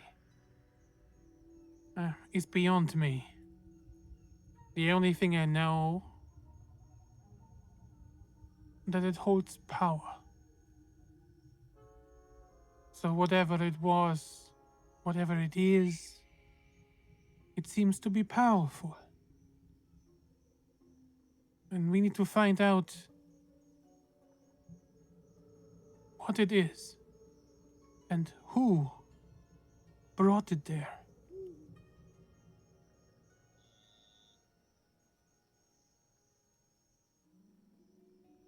So when you said you needed some rest, you meant go back. I just want to make it clear. It was about a 10-hour trip to get to the forest, so you're looking at about 10 more hours to get back. I don't mind if you guys want to hoof it the whole way, but just keep in mind you'll have been awake more than a day if you. We'll have an exhaustion, probably. But once you're back, Yeah, I mean, would be fine with hoofing it. That sounds fine. Okay. For me, Sure. personally. Yeah. Everyone else wants to hoof it. I'll hoof it. Cool. All right. So you guys keep going. As daybreak begins to sort of come out over the forest, you both, well, all of you who are paying attention would notice that skull is now just a skull. There's no longer it's the flesh just kind of just melted off of it at some point. It doesn't even really have a smell to it at this point. Also, at a certain point, Condor, you just notice your axe falls straight off your belt, and as you look down at it, the cordage had completely torn to shreds, and now all you have left is just a bone and a shard of rock that's not even. It doesn't even look like something that belongs on an axe anymore. I'm definitely gonna pick it back up to bring it all back with Sure. me. The skull, do we know if it's a human skull or an elf skull? Or is it even possible to tell the difference? It's a little. There are little distinctive marks on it. You're not really sure. It could be. you do remember the guy had pointed ears, but there are some markings of humans, so could be elf or it could be half elf, maybe. Oh, right. This is from the monster. This isn't from Yeah, the zombies. correct, Okay, correct. I see what you're saying. When I was fighting it, would I have like noticed anything? Well, you would have noticed the pointy ears, but that, you know, that probably screams elf, but maybe not. You don't know of any other. There's no like goblins or anything in this world. There's just like dwarves, elves, humans, and orcs, as far as you guys know. So, so your mind wouldn't really. It doesn't look like an orc, you know, like it's way too small to be an orc. So elf or half elf or some other monster creature is kind of the thoughts going through your mind. The I only would have yeah. carefully watched that skull and the axe. Did I notice anything? Was it like, I just want to know whether it was time or distance that made them do, like, that's what is going through like Steve's head right now. He's trying to figure out why, like, what is causing them to do what they're doing right now. Sure. Roll a investigation check for me.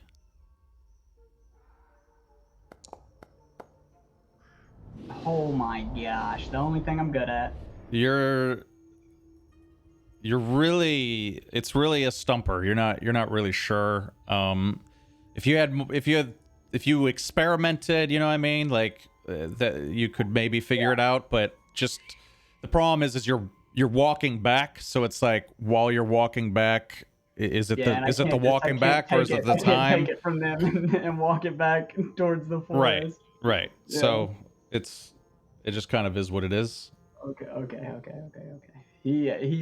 Steve gets even more like he seems to get like more agitated, and it's still like kind of every now and then you can hear him like mumbling, like talking to himself, kind of like you can tell that he's in his head for sure.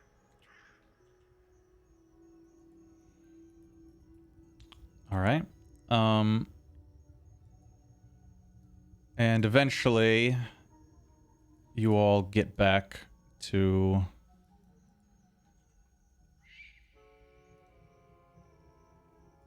more Sonopra proper.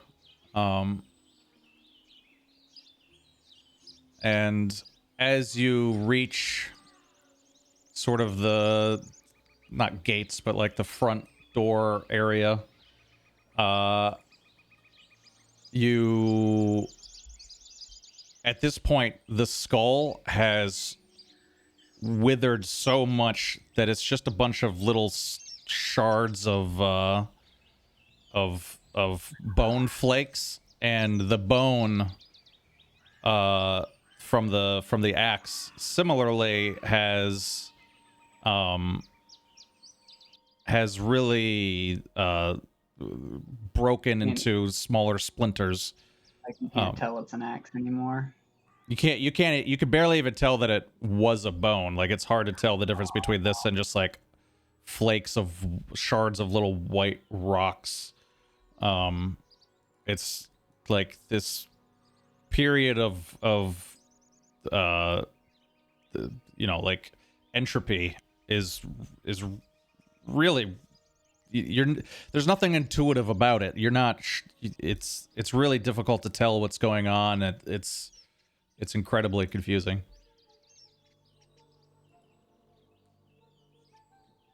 I just get more agitated. You can seriously like tell, like it's really, the more they degrade, the more it's bothering me, and the more like disconnected I get from everyone.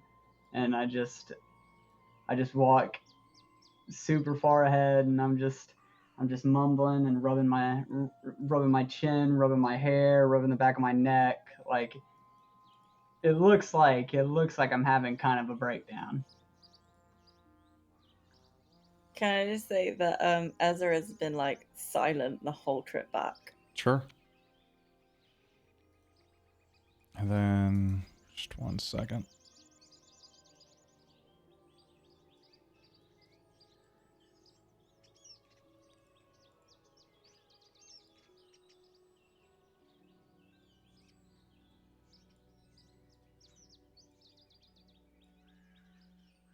you guys get back. You go up into Sonopra proper and make your way.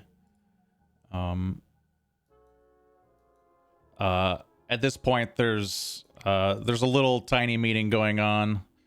Basalia is talking to some of the other wood elves in the area. She sees you come in and she says, "Steve, what? You're back. What'd you guys find?"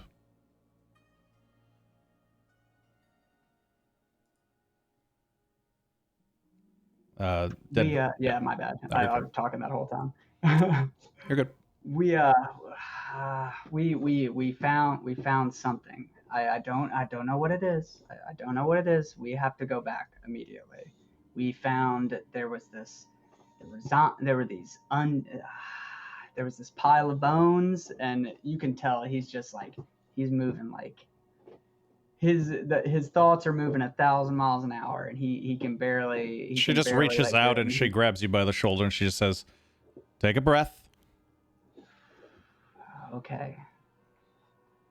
So first, I want you to talk to Condor, and he will tell you what he found, and I want you to hear this, and I will tell you what I think about it. She nods and she looks around. So I pull out what I have left of the axe, so maybe a little itty bitty piece of flint and some shard bones. Yeah, some bone dust, basically. The rock's I still assume good, though. none of the strap. No. If you No. believe me, ma'am, this was an axe yesterday. She just blinks. Tell her what happened to it. The farther we went in, tell her what happened. Tell her how it changed. I found it in this pile of mud, pulled it out, and it wasn't the greatest. But then we kept walking into the forest, and then by the time we were in there and found that pile of bones, it was basically a pretty nice axe. And then then when we came out, after everything else that happened, and I'll let them share with what happened there, it just kept getting worse and worse as we got closer to home. So just for expediency's sake, so that you don't just recall the whole story that we just went through, we can move past that. Is there anything outside of just the norm that anyone wants to say to Basalia before we just kind of like take it from that point? I kind of wanted to get Lysanther to come over, and am I saying your name right, by the way? Lysanther? I think it's a Z. I don't know. Lysanther. Sounds fine to me. I mean, there's so many ways you can say it. Just say it. Okay. I wanted him to come over and tell, since he's not of the Sonopran people. I wanted him to come over and tell like his side. I wanted him to tell like what he saw and what he thought as a pseudo outsider. Nice. Yeah. So, Lysanther is sitting down now that he knows he's in safety and there's nothing else that needs to be done, and he sits down and heals the wound he received, and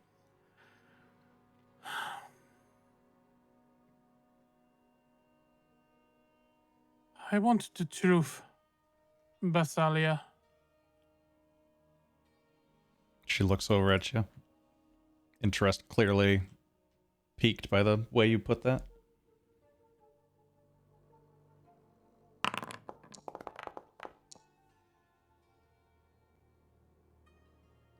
The things we saw, the things we fought, these were no man, nor beast, or animal. These were things from, I don't know, somewhere else. Like bodies that must have once been alive walk towards us out of a pile of bones, their rotten flesh still hanging to the corpse-like body, their eyes filled with some strange strange hue, some strange energy. And they sought our life. They wanted to destroy us, to kill us. And I don't believe that such a place, so close to Sonopra, can be hidden away and you don't know anything about it. What? She's clearly like having a hard time like shifting her paradigm over to whatever the hell this is. So the dead are walking, and you think I know about it?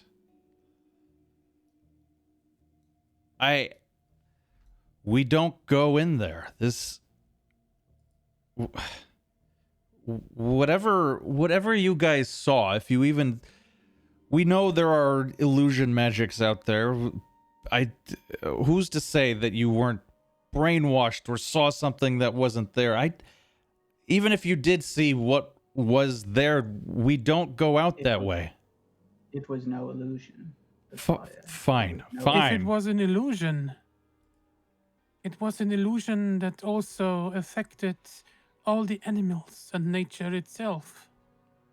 Because nature spoke to me about the smelling dead things walking. It told me the truth they saw, and it was the truth that we saw.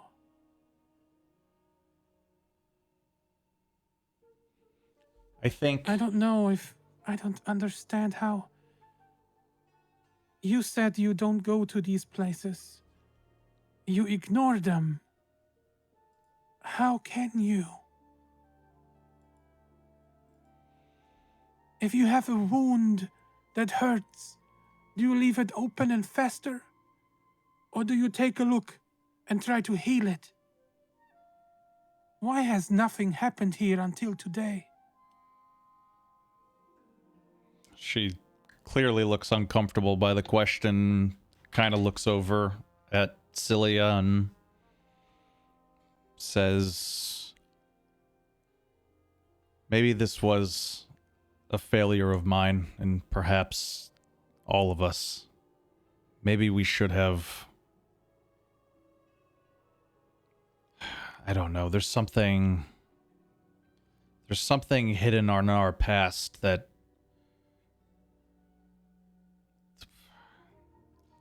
it's like the wound is there, but we can't remember how we got it, and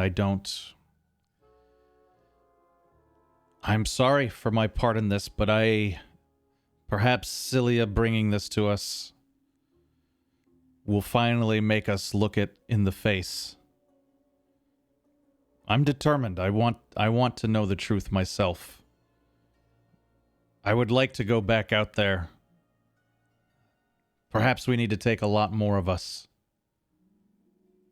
And perhaps we need to truly discover what is behind this, because clearly, I don't know if it's humans doing magic or what, but clearly something is going on in this world that we can't account for. Whatever is responsible. It is not only humans, it is also elves. The bones we found are not only of human, but of elves alike. So whatever past it is our past, as it is as those of the humans that live there. Since Ezra was the only one that saw, like, the movement of the big baddie, the elf that we brought the skull, or the whatever it is. Sure, we know what you're talking about. Brought the skull back. I'd like to call her in, and I want Basalia to know, like, this thing was a human, but it moved like a beast, and it looked like a beast. I want her to know every single thing. Sure. Because I definitely, that's what, once we killed it, I 100% like was was on it, checking it out and everything. She nods, and you all have done well. I'm glad you're all unhurt and have come back to us. I don't know where to go from here. I think we should go. I mean, you all should get some rest, but I should go and bring a lot of others with us and go back out there. You don't need to rest?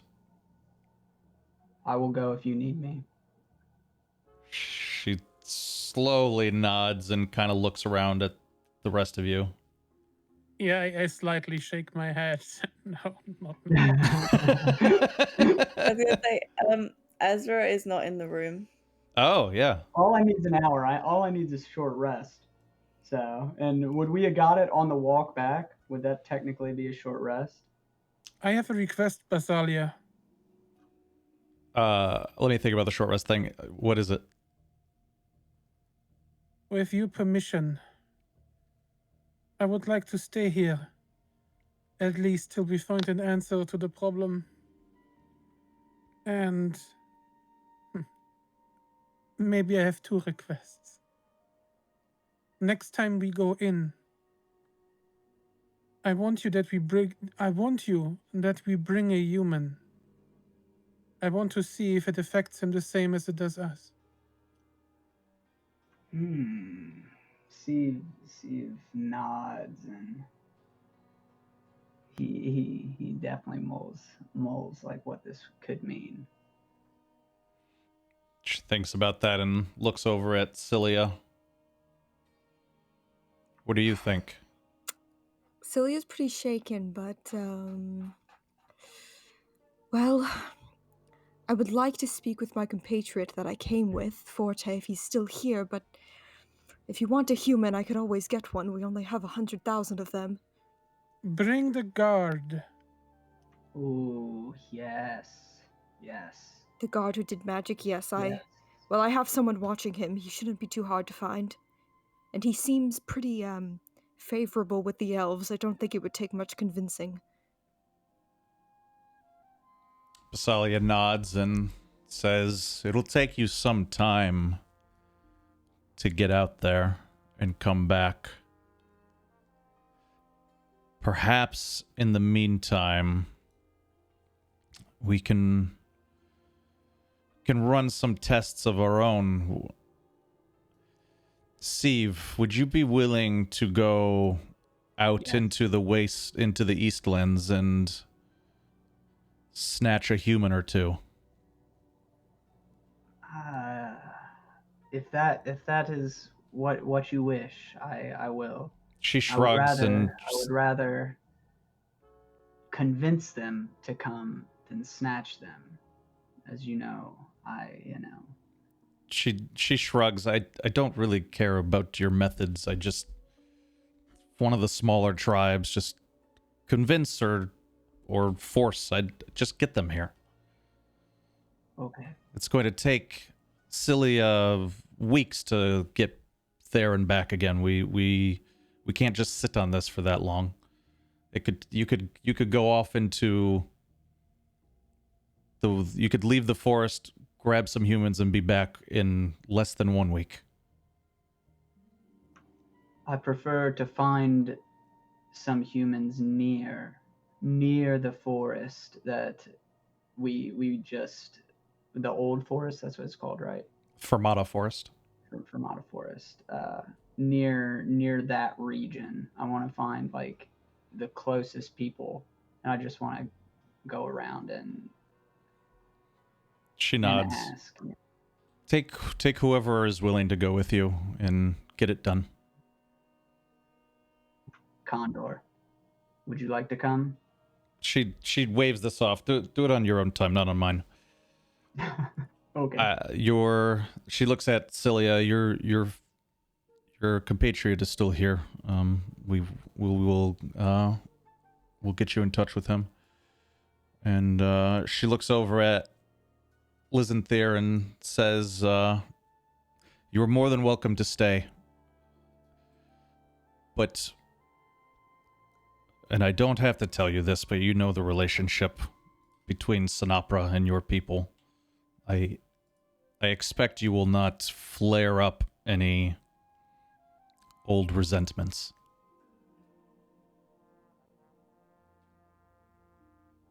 Yes? I'm not here to create more wounds. She nods. Okay.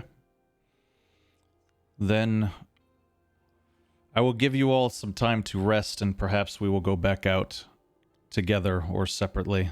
It's up to you. It'll take me some time to get some people together anyway. And... Alright, I think everybody knows what to do from here. And... Does anyone else have any last minute stuff you want to take care of? I will just say, like, when Linda leaves the room, Ezra is like sat at the bottom of those steps, like just with her knees up to her chest, like not having a good time. What's up, little one?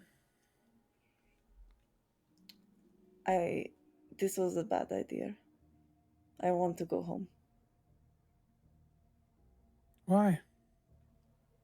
The world is not what I thought it would be. You spoke of wonder and nice things, and all it is destruction and fear. At least at home, I know I am safe.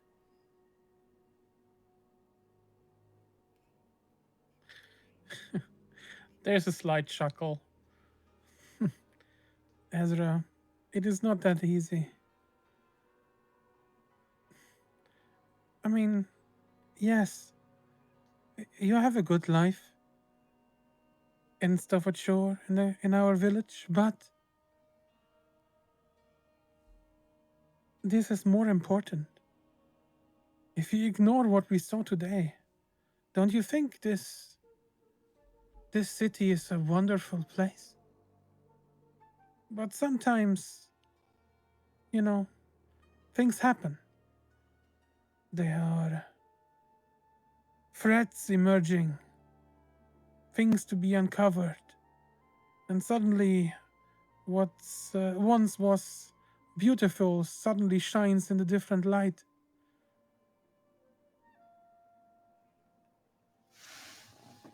I understand that some people have different views, but they will not understand ours.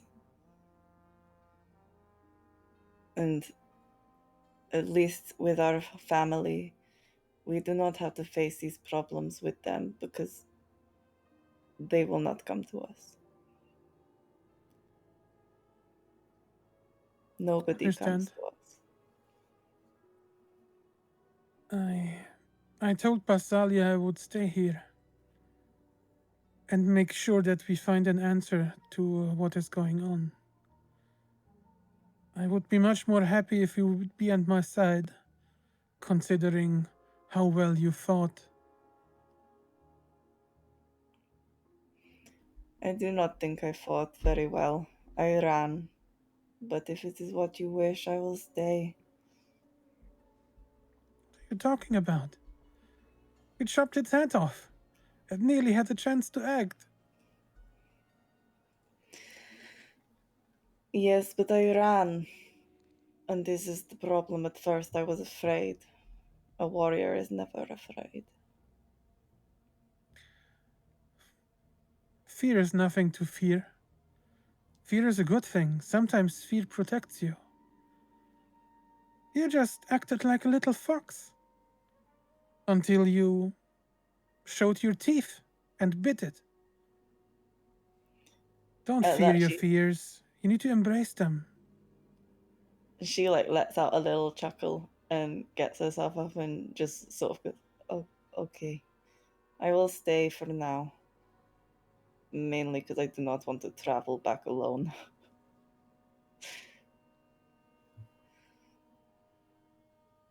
Thanks, Ezra. All right. Anyone else want to? It's 11, but I don't want to cut anyone off from anything that they want to do. So, is there any Anyone else want to do something? I'm good. I walked in on like the very end of that conversation, Sure. by the way. I am good. Okay. Diva? I'm good. All right. Then it's 11, so we'll call it here, y'all. That was great. That was excellent. A lot more questions than answers, for sure. Ah! All the questions. Steve's mind is blowing up right now. So good. There's no chance he sleeps. No chance he sleeps. Can I just say that, like, when we got back, I rolled another wisdom saving throw and I got a 1. The rolls were like weirdly like either very high or very low today. There was not a lot of in the middle. His combat rolls were insane. Yeah. I think it's a curse. Like, anything to do with, like, actually helping myself is, like, rubbish. But then, like, combat is, like, okay. Yeah, you 1v1'd my main antagonist immediately after choosing to roll a willpower check, basically, to see whether or not you were scared or not. That was a pretty good moment. It's all just adrenaline rush from the fear. Fear powers her. Fear powers her. That's what it